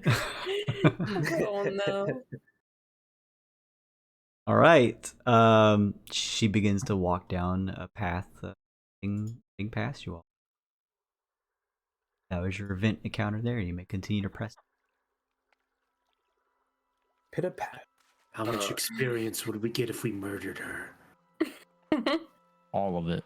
She's not expecting it. It's the perfect time to strike. She has given us. I didn't actually say that. I just all right, let's go. Let's go down here or something. We need to line up with the west wall so we can hide the cart and, you know. All right, you press on. 2 more hours pass. Another mark off the harmonic flux, but it is light time again. You move here. Nothing happens. Ping me. Pingus. Right on. Pingus. 2 more hours pass. In this space, check. No, still good. Refilling your harmonic flux at the radiant well. Good stuff. And then you want to press on to Karnak? Yes. Let's do it. Is there a way we can move stealthily? But I guess Opie kind of means that we can move normal pace. Yeah, you can move at normal pace, and you know, unless you somehow just miraculously stumble upon it with it right in front of you, you probably see it well ahead of time before you begin to kind of slow down and then decide to continue to approach stealthily from there. At 6 blight time, you all come upon the sight of what looks like a massive gargantuan skull of some type of creature. The shape of the skull looks somewhat humanoid in nature, but sprouts a few what look like extensions on the top of its cranium, almost like horn, a set of 2 on each side. A long, open maw that seems to lead deep inside it into an interior The insides would likely be big enough for quite a big structure. I feel like you could easily build like an entire castle and courtyard inside of the space here as you continue to press on. As you begin entering through the mouth of the large open skull, inside, the area appears to be lit by only the little bits of the twilight that pierce through the eyes or eye areas of the skull, and almost like a ray pointing to where you need to go.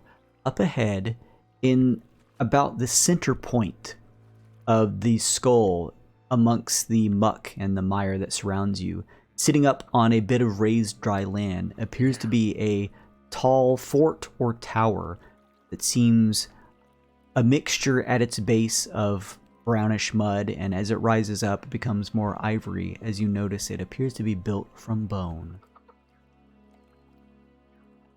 Our target, then. Should we hide the cart and proceed on foot? That sounds strategy. Okay. You all don't have to try hard because most of the area within the skull seems to be kind of canopied in a little bit of darkness outside of the actual structure of the tower being lit by the two open areas of the eyes up above. You are easily able to find a nice little kind of bayou tree, a weeping willow sort, leans over almost like a canopy, and easily able to set your cart and wagon nearby. The Phytoma, again, almost perfectly at home in the sort of kind of gross, forested and murky nature of the swamp as it just sort of trudges its legs through. Tendrils that shoot out of its open, three-petaled mouth that just kind of whip through the air as it slowly shifts its head around and just stops as you come to a stop. Well then, we're looking for the west wall. 3 skulls, I believe, was our target. Indeed. Bring the digging implements. Always. Opie I will always have a grab- shovel, just in case. Have a shovel. Give me Opie a... will grab the shovel from the cart. Okay. And then everyone who wants to, give me a perception check, please. I want to retcon having made like a pickaxe the night before with my class feat. Mm-hmm. And then, still keeping it in mind, Professor Bark, you are forlorn. Opie, you are elated. That stays until you either roll a 4 or a 1, depending on your condition. Man, them some fucking spicy rolls right there. Look at them rolls. Oh, 21. it's a 16, and I rolled a 1 for my elated, which means I'm not elated anymore. But can I add that 1 still? It still adds. It just ends after that. Yep. So you get your 1, and Okay. then the elated condition is going to leave you. On the 17. All right, 17.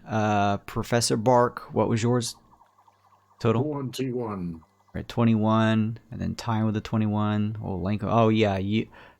So 2 things. Out in the distance, you see what looks like a collection of 3 hooded figures in robes that, now that you've seen them, look very similar to the ones you found in the drowned mine. The robes of the Blightners.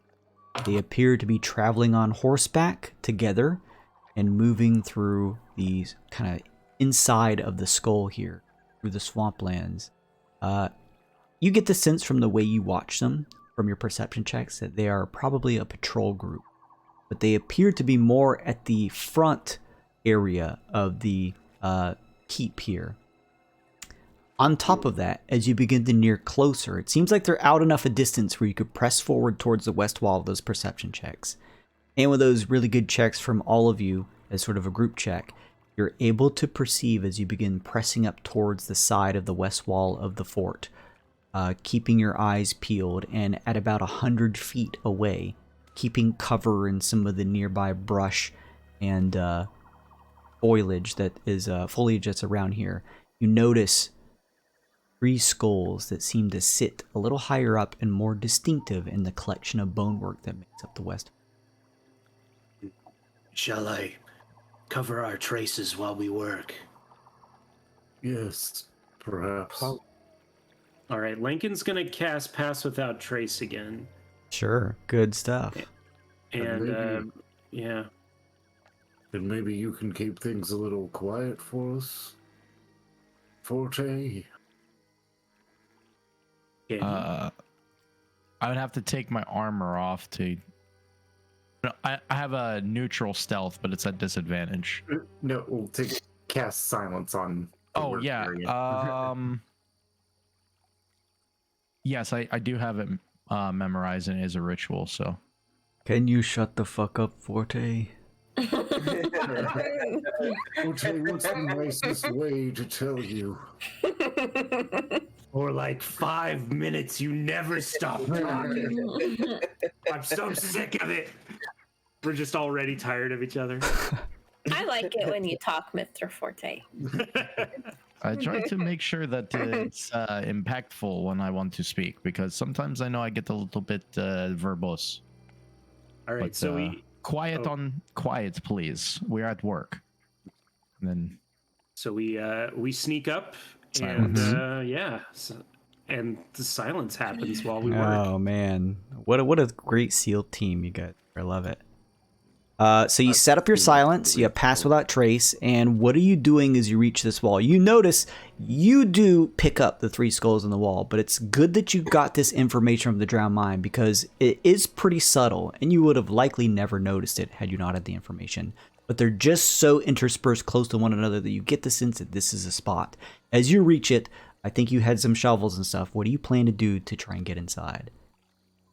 Well, what are we looking at?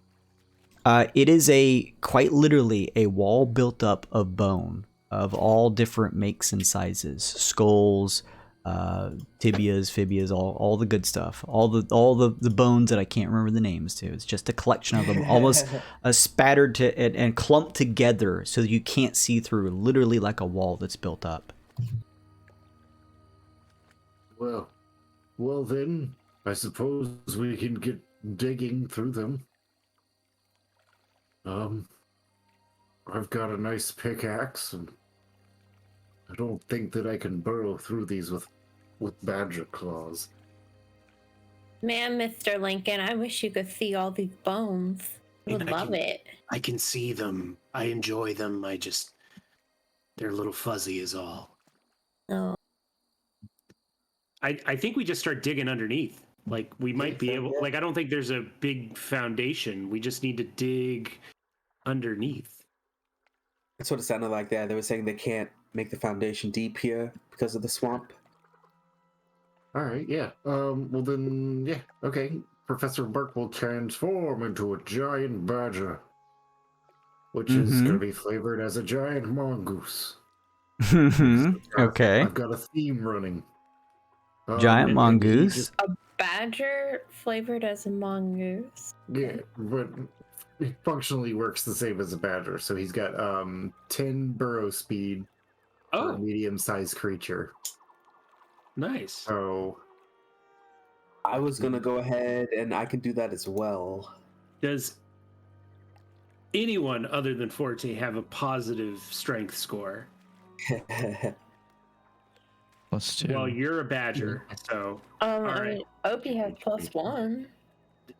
Lincoln hands you a shovel. Get to digging. Jimmy's still tired from the disease, and Lincoln has a +0, so.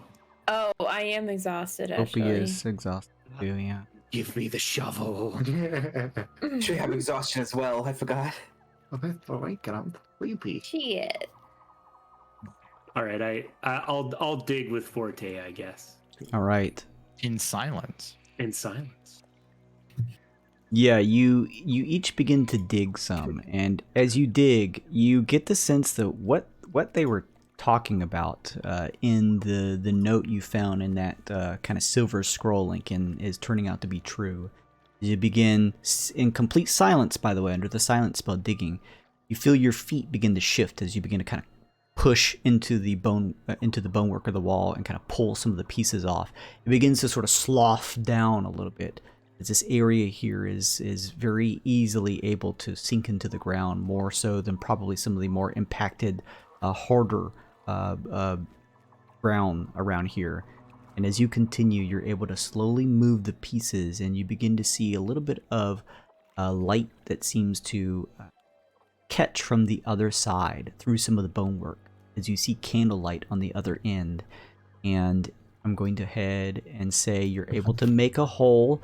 It's like 15 feet to dig in, and you're able to see a small room amongst the past some of the bonework up ahead. And I would ask at this point, is everyone going in or just some of you going in? I think we should all go in, probably. Yeah. Yeah. I believe we're all going. And just to prevent any gotchas later, Pass Without Trace, as if it wasn't good enough already, says we can't be tracked except by magical means, and a creature that receives this bonus leaves behind no tracks or other traces of its passage. So, like, the hole just kind of blends in with the mud, I guess. Like, I don't know. I guess it would be hard for them to notice we had dug in here. Sneaky fox. I mean, it's just, I didn't write the spell. It's what it says. All right. Yeah, It is what it says. that is some bad writing for that case.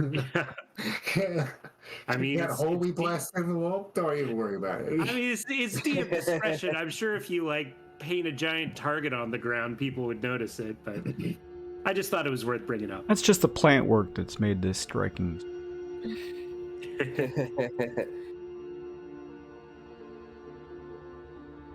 Ooh, bones. This Over place on the fucking right. rules. Over on the right side, you see, as you push through the bonework, still again in complete silence, you enter into a small room. Tile here, actually made from stone, but intermixed with embellishments of smaller bonework that just accompanies the area made up here as you all appear around. There's a small bed in the corner, maybe some type of quarters that exists here. And as you peer around, you can notice it almost looks like a temple grounds. From your sight, Lincoln, looking across the room, you see what looks like maybe an area that leads to other beds at the far end. And those of you who look up ahead can see what looks like steps that may lead down to an area as it opens up more towards the center of the room. You're all still in complete silence. There is a chill in the air that strikes some of you as you enter into this place. Real quick, sorry, since he's had a long rest and everything, can we just say that Opie has all 4 frogs again? I mean, he'll use a spell slot, obviously, but... Yeah, let's get you some more frogs. Clyde, Sure. Clyde, Clyde, Clyde, Clyde, Clyde. Clyde 1, Clyde 2, Clyde 3. I'm Clyde with an I, actually. All right, With a Lincoln. K. Lincoln Are we says putting on the robes, I guess? we had the robes on. Oh, Okay. yeah. Lincoln says shh, no common. Oh my god. No, Lincoln says, remember, if we are caught out in the open, just act like you belong until it's time to start slaying. Means no whistling. Yes, sir, Mr. Lincoln, sir. Do we want to go down what looks like this main corridor, or we want to check out these beds over here? They say we check out the quiet places first. Yes. Let's go check out the beds. As you Yep. press out, Lincoln, I'll show you what you immediately see. Death. Destruction. There's a ballista train directly on me. Red dragon. Why do you have a Medusa head on you? It's my forewarned condition. Oh. I'm Oh, still- Lincoln sees the giant skull, and if he could audibly fucking moan, he would, but he doesn't. That's the coolest fucking thing I've ever seen. Around the corner, Lincoln, past some pillars made up of intricate bonework, you see standing at attention what appear to be 2 blightners, as you can only tell from their robework, although they face the opposite way, almost looking towards an area over at the other end of the room with a set of bony double doors. Also, in the midst of this large open room, you see, as you mentioned, a very large, almost unnatural humanoid skull. The top portion of it cleaved off, almost purposefully so, and roiling around out of the top of it, a black mist that seems to just wave and swish, like steam from tea, but this made completely of black. Almost like smoke, but something more wispy to it. What if they're making like an anti-radiant well? Like a dark well or something like that? Black hole. Anyway, we should kill these guys, right? Right, we're all on board with killing these guys. Like we're not going to talk to them. We're just going to stab them, right? Our Seem mission's pretty to evil. open the radiance, so this is the opposite of radiance. I mean, Yeah. do we want to blow our cover like right away? I think we can try to like kill these guys, like sneak up on them, since we've got Pass Without Trace going still, you know? I mean, whatever that thing is bad, and we're gonna need to do something about it. I'm sure it's got For sure. bad news written all over it. So, my plan is Lincoln wants to sneak through the bedroom and then sneak up and stab behind this guy, and then you guys can just do whatever with this one, and anybody that wants to sneak along with Lincoln can. Just remember, when Lincoln leaves, you guys lose Pass Without Trace, so don't go moving around any noises. Maybe Jim's, since he has sneak attack and all that. I look like a Yeah. combined Snipe the other one ambush. while you stab the one. Yeah, so long as Jimmy stays hidden, he'll get sneak attack on this guy, so I'd say that's a good idea. We'll follow you to give you support. And then we all just prepare. Yeah. Let's we do can it. all hold actions once they attack, then we can all Yes. Yeah, go. let's Sam Fisher this shit. Just Lincoln spider crawling on the ceiling, all creepy. Ooh, yeah, I wasn't gonna say that, but yeah, Lincoln moves here and lets everybody get in position before he leaves. And yeah, Jimmy will get a. Actually, can Jimmy will stand like here. He'll just put his back against the wall, like Solid Snake style, and Yeah. wait for the signal. The last thing these guys are gonna see before they die is just a frog. What's this thing doing here? Yeah, it's a good thing I'm not Aesop, or I would be checking those treasure chests immediately. We don't keep papers in treasure chests. Hey, all right.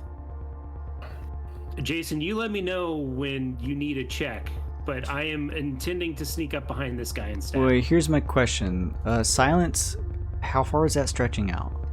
Oh, that's 30. Dunzo. That was Yeah, that was 120 feet. Oh, a 20-foot radius back up at the top. So It was to let us dig without any interruption. Oh yeah. Okay. I still have Pass Without Trace up, though. You still, yeah, that's going to be my next question. Yeah, Pass Without Trace. So I would say about here, as you get ready to kind of press open to a more open position, give me a stealth check. Okay. Lincoln. Yeah. nice. Is I that, don't think that needs a +1. 21. 31? I was going to say, is that 30, plus 10? 31. Yeah.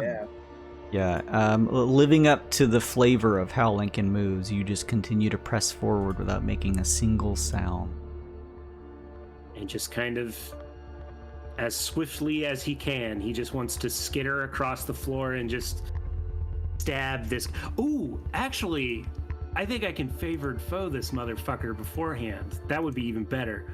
Oh, no, yeah. It's whenever I hit a creature, I can mark it with favored foe. So I will skitter up to this guy and stab him in the back. Unless, All right. Professor, you wanted to do anything? I don't think I can help ambush. I can help after the fact. Okay. Stab. I stab. Well, here's my question. As you go to Oh, stab, did everyone else do prepared actions? Oh yeah, good question. Jimmy's preparing a crossbow bolt for this guy. Okay. And then Professor we Bark, already- anybody else? Professor Burke, I think, wants to react to the room. So Sure. no prepared action. And then anybody Sacred else? Flame on target. Opie wants to hit this guy with his bow. Okay. And then Tyne, anything from you? I think Tyne's gonna hold in case healing is needed. Okay, this would normally be much more difficult to do, but you guys you guys literally just melded into nothing. You predator styled in here with all your spells, so you're gonna be able to get a real. I think we found the type of mission we're good at. Yeah, this is good stuff. So they do Dynamic not. It doesn't seem like they are aware of your arrival here. So in that case, you go to stab Lincoln. This is of course with advantage. They have no idea you're here. So yours will go off, and then everyone else who prepared one will go off at the same time, seeing Lincoln stab, and then we'll do the initiative if that even happens. 26 versus AC, that will hit. And 24 with crossbow from Jimmy. All right. So that was 26 and then an additional 24 from Jimmy? On the other one. Jimmy's firing at this guy. Okay. So 26 on one. Okay, so and then rapier 24 on the attack. other. Ignore this attack roll. Dang it. Of course now it crits. It'd be your third crit of the night. Yep. So it's gonna be 17 from the first strike here, and then I'll attack him again, I guess. Sure. Well, that's gonna be an 11 if an 18 hits him. 18 does hit, so an additional 11. Yeah. So altogether, that's gonna be 28 on this first guy, and then Uncle Jimmy is 19, and then the second one hits 27. 28 and 27. That makes it pretty easy from the sneak attack boys. All right, good stuff. You get furball attack on that too. Thank you for reminding me again. And then Opie, if you Alright, want to go ahead and fire your shot, seeing everyone else do the same. Yeah, I already rolled for him. He got a 28 to hit. Oh yeah, that'll hit. An additional 6, Lincoln. Additional 7 on Additional this guy 7. from the Okay. furball guy thing. Feast of the one. Feast of famine. How would you take a DC 14 on it? If I want to sacred flame it, it's got to pass a DC 14 dex. Okay. Second, let me calculate that. Okay. Dex incoming. A 17 piercing from Opie, by the way. Okay. Fails Dex check. Misunderstood what you meant. I will poison spray out this guy if we're gonna get initiative after the fact. Oh yeah, yeah. I mean, you would have to imagine you just like you did a Breaking Bad like kill all the prisoners thing on these guys. It's a 7 radiant on this guy over here. Okay, 7 radiant. You could just say left or right. You don't have to ping, just so that my Left. computer doesn't explode. Sorry. That's okay. And then 14 con on the save on the guy on the right. He actually does pass the con check, just barely. But is that half damage though? Nope. Save or stop. You Throw an ice knife at it. okay? like fun. All right. Is that's okay? Yeah, that's okay.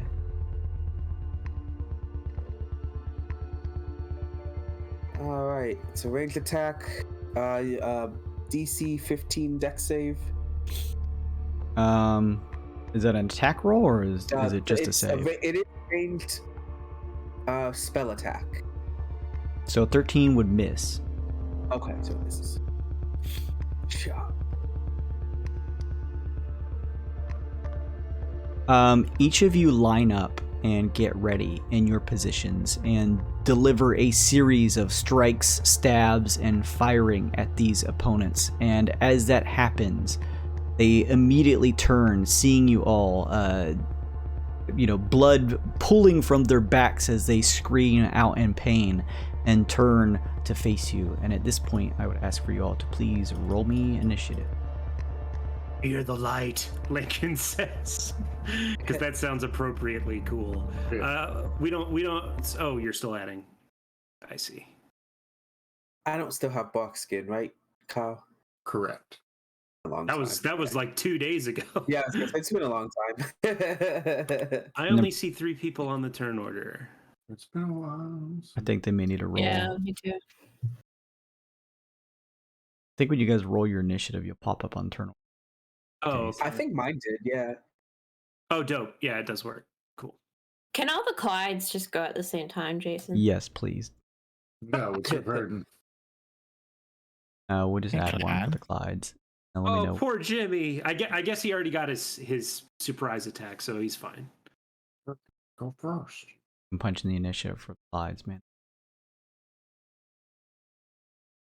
So many Clydes. I only see 2 Clydes. Just do them all at once. Just, Yeah, let's just leave one. Yeah, 8. That's 8 for all of them. Oh, okay, yeah, that makes sense. Yeah, Then yeah. we'll go by descending. All right. They both turn. They are maybe paler than most, if any of you have seen them. But yeah, these actually do look like, as you were just speaking of a few days or a couple hours before, they do.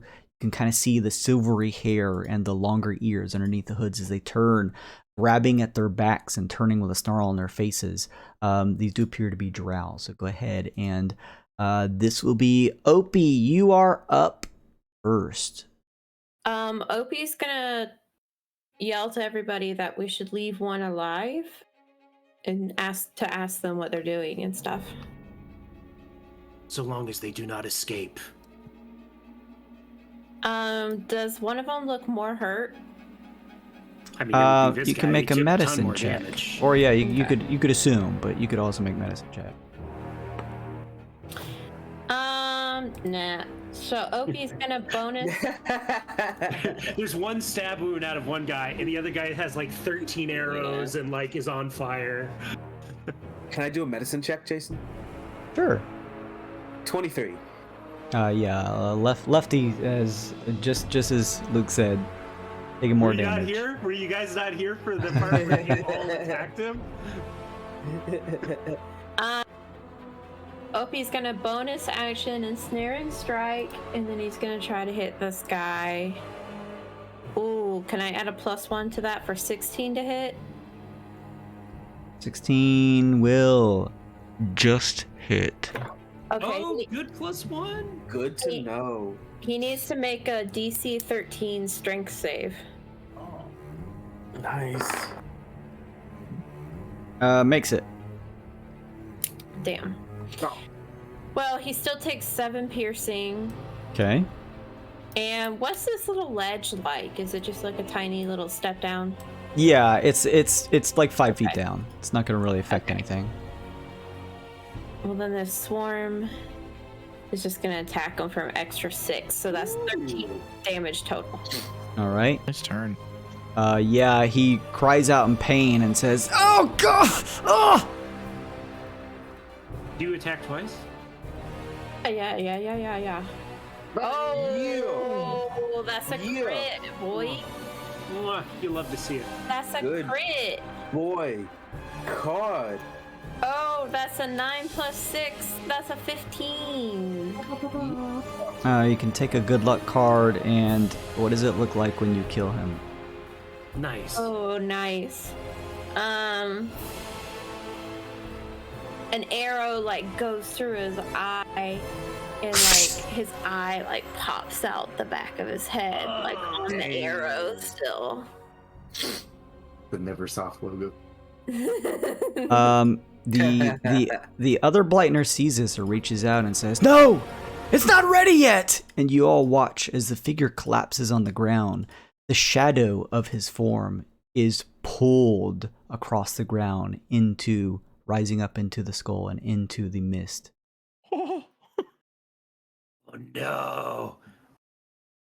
Forte, we need something holy over there. On the well or on him? On the well, I think. Oh, all right. I mean, Lincoln's just guessing. He doesn't know. I could try. This is a job for it. Oh no, man. Oh no. Am I frozen again? Yeah, you are. Oh god damn. You were like. It was great. It was really great. It's 25. So I can try to drop a sacred flame in the skull. It's just a target you can see. It's a creature you can see within range. Would I be able to target the inside of the well or no? Technically, it's not a creature, so no. Never mind. Hold on. No, I don't have guiding bolt memmed. Hey, but knowledge checks are free, right? You could do a knowledge check on it. I This could is knowledge true. check it using. We also don't forget we have 2 floating +1s from chat that can go to anyone who needs them. Arcana from Professor Bark. 22. It's spooky. Professor I know Bark, that much. the swirling energies in here gives off the essence of what you are able to determine with your Arcana check as negative energy. It is concentrated in a vast form inside of this skull. That is what you get from that check. And as the shadow is drawn from one of the nearby members that Opie takes down, you feel the sense that it grows just a bit stronger as it is consumed in the skull. Oh, I got it. I fucking look to Forte and I say, heal it.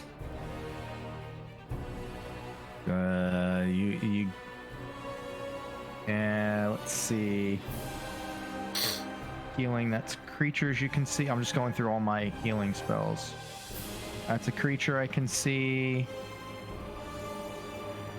Is it time for Aura Vitality, boys? Right? I was thinking the same thing. They're pretty good. It may be Aura Vitality time. Ripper and Ripper, brah. Where is it? Why can't I?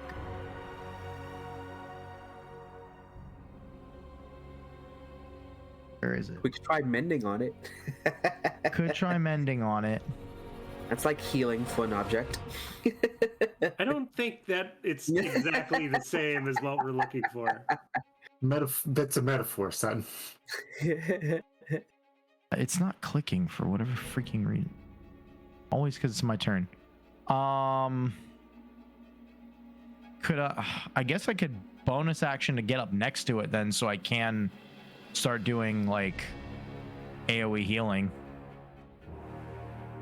Don't waste your turn if you like need to do something else, but I do think that unless I start channeling spirit guardians right now. That's radiant. Does that heal though? Does not I think- heal, no. With the Arcana check that Professor Bark told us it was negative energy, and when we opened the Radiant Well, we've been getting hit with positive energy that heals us. So I think that will counteract it. That's Lincoln's theory, and he's sticking to it. I mean, if Forte wants to attack, Tyne can always use my. I go next, and I can try to move to start healing it. That's fair. Well, all my heals are, except for Aura, which I got to get next to it, all my heals are heal creatures. So unless I can heal the well, I got to get next to it next turn. I could cast Bless on the team, and that's about it. Or kill this guy. Let's kill this guy. Okay, we gonna kill this guy. A Sacred Flame attacks him. Dex 14 save, please. Mm-hmm.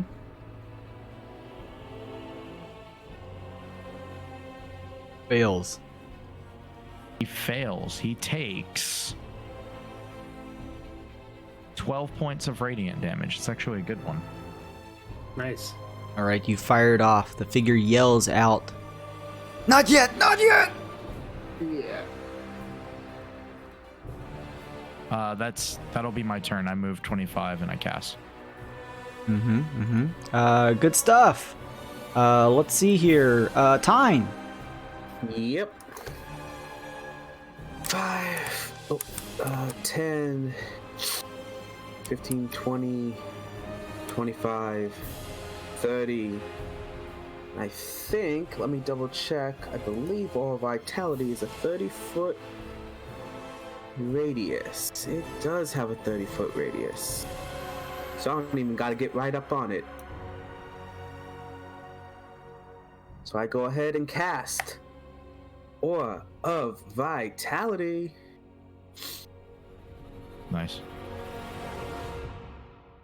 We've got a 30-foot radius of healing energy pouring out.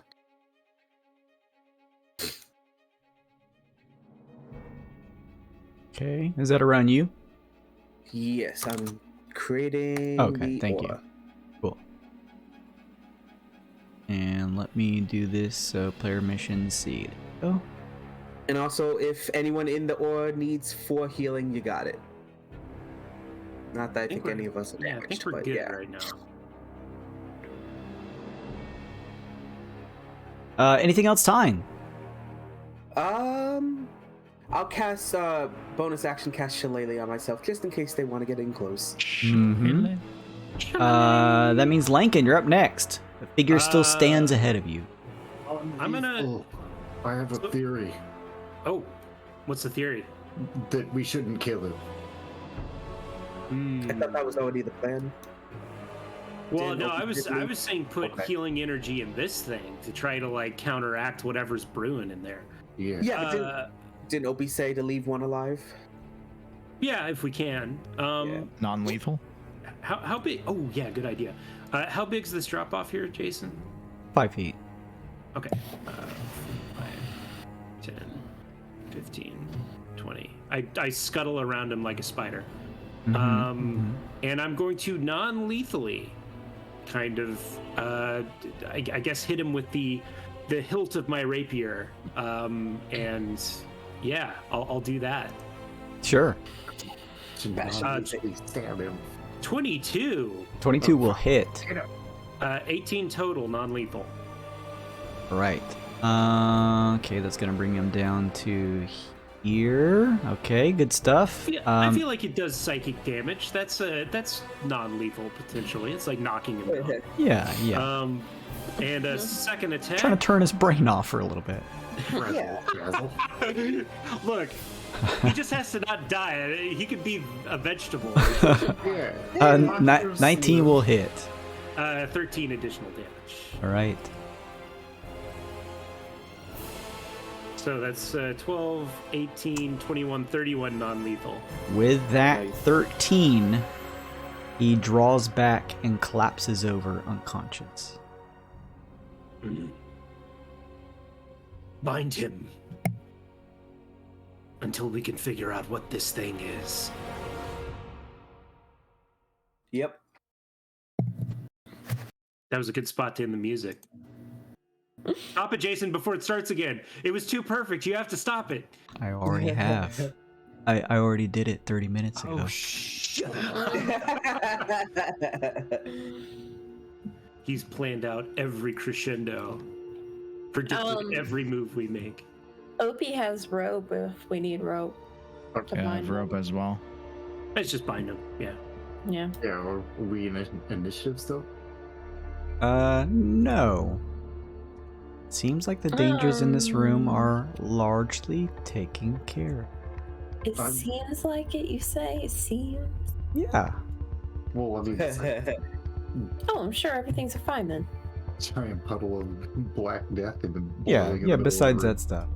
I want to make, I guess, another Arcana check. You said that when this guy died, his shadow disappeared into the cauldron?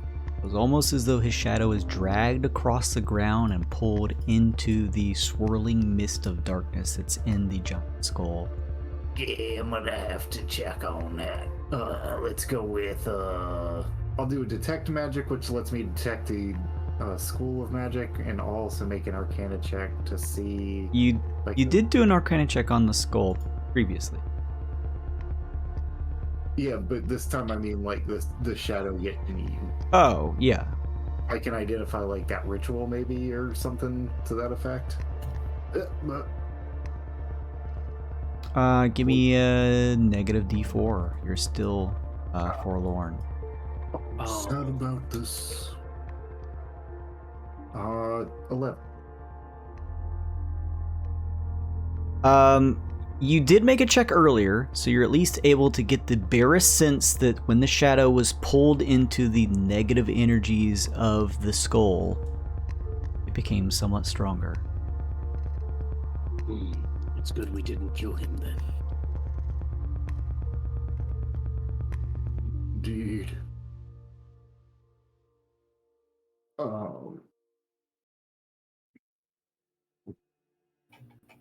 Yeah. Is What's happening with the healing on it? yes. Does it seem to be affecting it? What is the exact text on your aura vitality, Tyne? Let's see. Healing energy radiates from you in an aura with a 30-foot radius until the spell ends. The aura moves with you, centered on you, and then you can use a bonus action. Cause one creature in the area, including you, to regain hit points.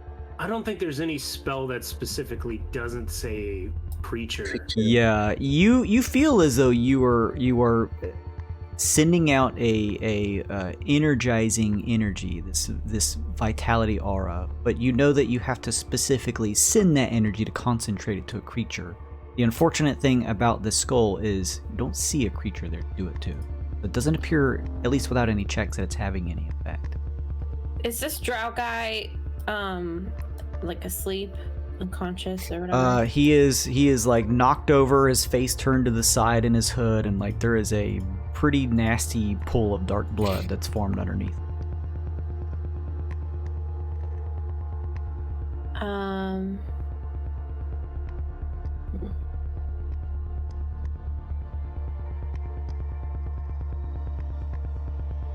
I mean, does anybody... Opie grabs him and tries to shake him awake. You try to do this, Opie. You feel like he may need a touch of maybe a medicine check or healing to bring him out of his consciousness. He looks in a bad way. Does anybody want to heal him and ask him what's going on? I mean, we got that aura up. Yeah. We could give him a shock. Pump him with... All right, giving him 12. 12. Okay.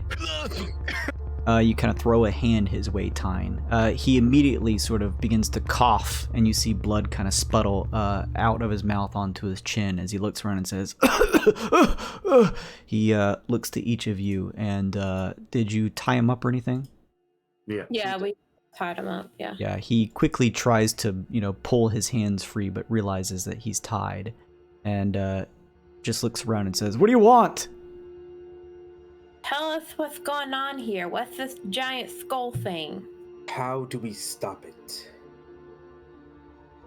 He looks forward at the skull and then back to you, Tyne, and says, "Yeah, no, you don't want to stop it." Why would we not want to stop it? Because, you fools, it's the only thing that will stop the light.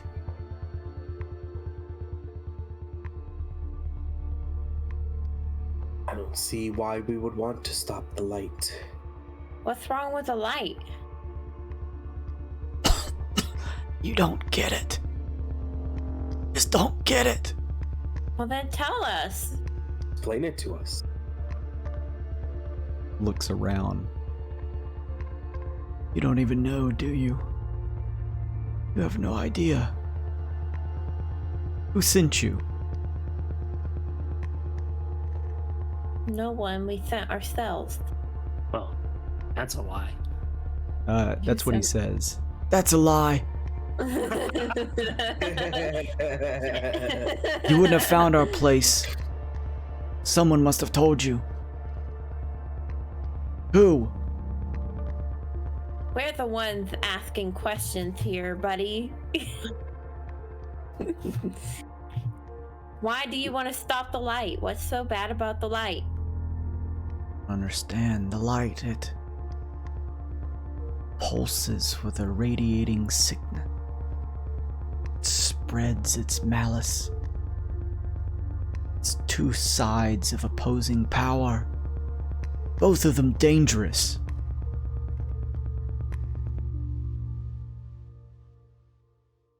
Yes, and And we're trying to balance it out. are you saying that there is an imbalance? Yes. Based on what? Have you not stepped a foot Preference? through the passage? Yes, a few. That's how we got here. You've never heard of the wells, have you? been to the well. You've been to the wells, then you've seen it firsthand. Even a few seconds of it is too much. He starts laughing. Yes. You can see blood on his teeth. How long did you stand next to one? Let's see, about 15 minutes.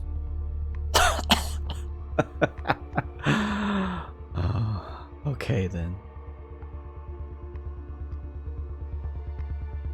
What? So we're like infected with the light or something? Suppose you'll just have to learn firsthand. Well, we're all fine, so I don't know what you're talking about. Are we? Fine. Okay, well, Mr. Lincoln's a little blind, and some people have gotten burned and have some weird rashes and stuff, but other than that... He turns over to you, Lincoln. Ball-sized tumor coming out of my neck. It's fine. He turns to you, Lincoln, seeing your blindfold, and coughs. Dead one, you know of its power then. What do you mean? Fire heats and cooks our food, but if we get too close to it, it burns. Of course, everything has a power. A limit that is safe? What do you mean? Left unchecked, one would grow too powerful. That's why we seek equilibrium by building this well made from dark energy.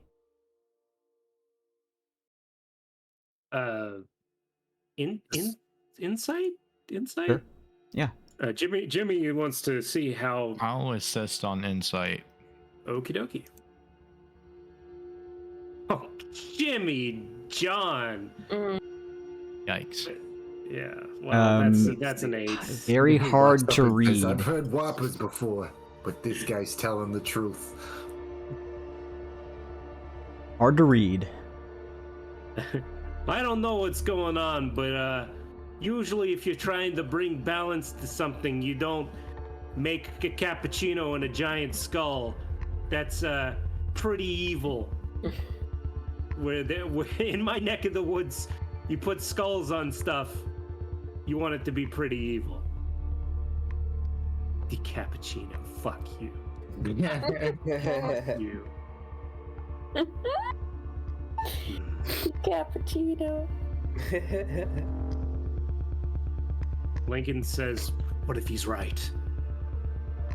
Suppose that he could be, but he also has a point of view that actually skews his point of view.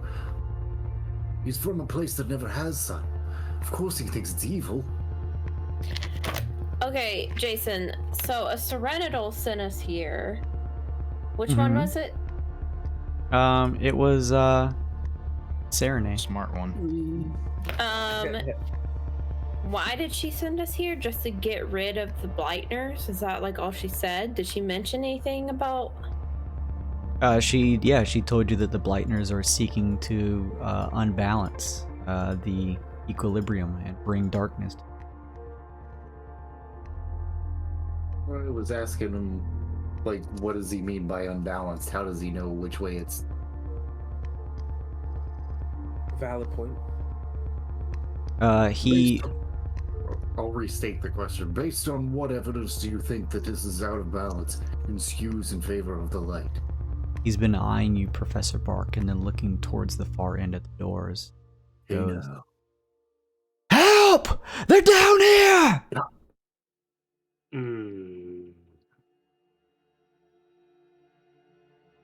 You sassy bit.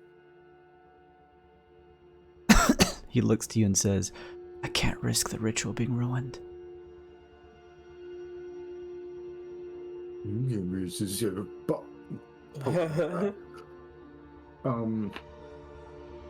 Can we return him to an unconscious state? Sure, what do you do to do that? Opie hits him with the butt of his longbow. Yeah, magic stick him. Alright. Yeah, a shillelagh, a choke. As he yells this, you smack him hard in the back of the head, Opie, and he falls unconscious again. He hits his head Gotta on the make ground an attack hard. roll and everything. You're not sure if he'll get up this time.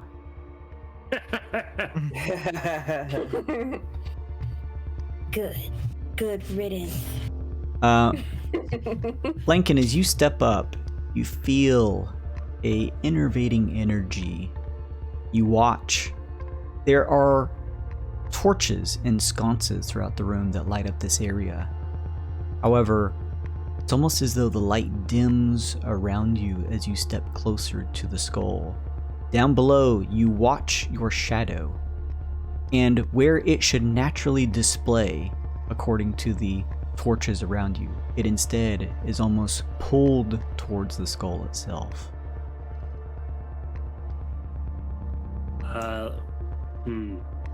Make a perception check, Lincoln. Oh no. Let me just use my blindfold real quick to...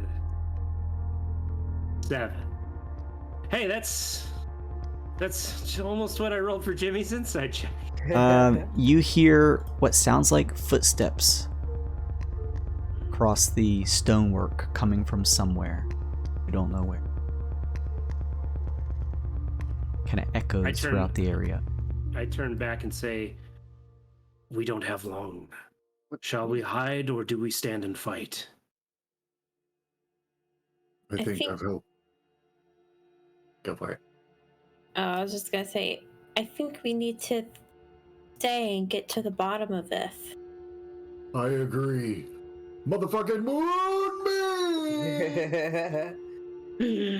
Then we fight. Right here. Oh no, I mean for real. I'm moonbeaming this fucking well. Oh, okay. Fire a moonbeam. Moonbeam. I hope this isn't a bad idea. Lincoln kind of looks at the well and looks at Professor and looks back to the well and isn't quite sure what to do. He's conflicted, clearly, visibly. I am. So it's just a spotlight that moves around. So again, it's kind of that language where we're like, does it target a creature? Or... Sure. But this one more of a spotlight instead of having to target a particular creature. It's like a permanent AoE effect. Right. So what does it look like as you cast it? It's like a beam from the moon. Okay. It starts shining. You're like a The moon, sunbeam, right? but like a moon. The illusory form of a moon in the air from the Ion magic cannon. cast from, basically an ion cannon that fires down into the skull. You see this happen, Lincoln, and the skull begins to tremor and shake, the mist beginning to pull out of it as this beam of light strikes inside of it. And this is radiant damage. This is radiant damage. Opie, you watch as the unconscious figure ahead of you, you're not sure if he's unconscious or actually dead, but you watch as his shadow is torn from him as it's pulled across the ground. Hands of the silhouette form of the figure outstretched, almost clawing across the ground as it's pulled into the skull. Lincoln, you feel a innervating sense of energy begin to rise. So do you, Tyne, as the ground around you begins to erupt, and as the energies of the moonbeam pierce into the skull, so too flying out do the negative energies, and there is a eruption that occurs, a massive explosion that enters the room, and that is where we will end tonight's session. We just put some Mentos in Diet Coke. Lincoln's not so sure destroying this thing's a good idea. He's kind of picking up what that guy was putting down. Radiant Well made him blind and makes him vomit black ichor. So, But he's also like I guess he's not undead, but he's got dead vibes. yeah, I'm a construct made of dead things. Yeah, he's as close to being undead as he can get, to be honest. He's got them sinister vibes. I'm ambulated by fey magic, not divine. Therefore, I'm a construct. That was a good session, y'all. We were able to get done with the underwater mines, the drown mines, and have you already get to Karnak and start doing some spelunking there. So that was good stuff. Next week we'll be able to pick up with a returning Slim. You're not out, Luke, until, what did you say, March time? Yeah, it's not till March. Okay, cool. Everyone else gonna be next week? Good for next week? I think so. All right, cool. All right, we'll have a full party next week. That may be good, maybe may not, depending on what else is here. If there's more stuff that happens, we'll see. We'll be happy to have Slim back. Joko says, left on a big cliffhanger, darn it. Joko, welcome to every session I ever try to do in any of the games I ever run for people. You'll have to return next week to see what happens. Thank you everyone for hanging out with us and watching in the stream. Thank you for those of you who play Working with me on the weekdays, coming in and stopping by, especially those who it's very late for you. Thank you so much for hanging out. Go get you some sleep. I really appreciate it. Of course, come hang out with me on Weirdkins Monday through Thursday. You're going to be building up your Twitch channel points to come and do more of the fun stuff on Fridays. And yeah, those of you here, if you haven't, come Monday through Thursday and play Weirdkin with us. It merges Dungeons and Dragons along with monster catching and battling. It's super fun. I worked really hard on it, and it's a good time. Joker says 10 p.m. here, not bad. Oh, good stuff. In the meantime, make sure to go check out my socials. Go support the channel if you'd like to. If you're lurking and checking out the channel for the first time and haven't already, please give it a follow. We're trying to build towards that big old 750 follower mark, and we just surpassed 700 just last week, which was awesome. So we're still trying to climb.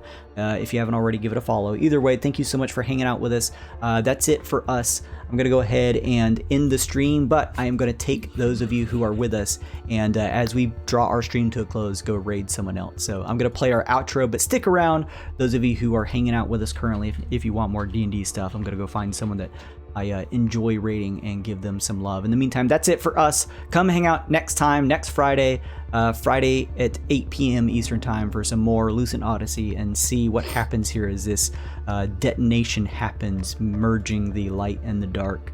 Later, Discordian, thank you so much for hanging out. That's it for us. Goodbye, everybody! Goodbye.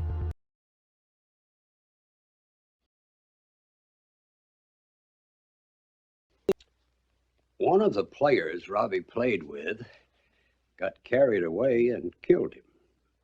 Well, that's kind of far out. Mazes and Monsters is a far-out game. Swords, poison, spells, battles, maiming, killing. Hey, it's all imagination. Is it?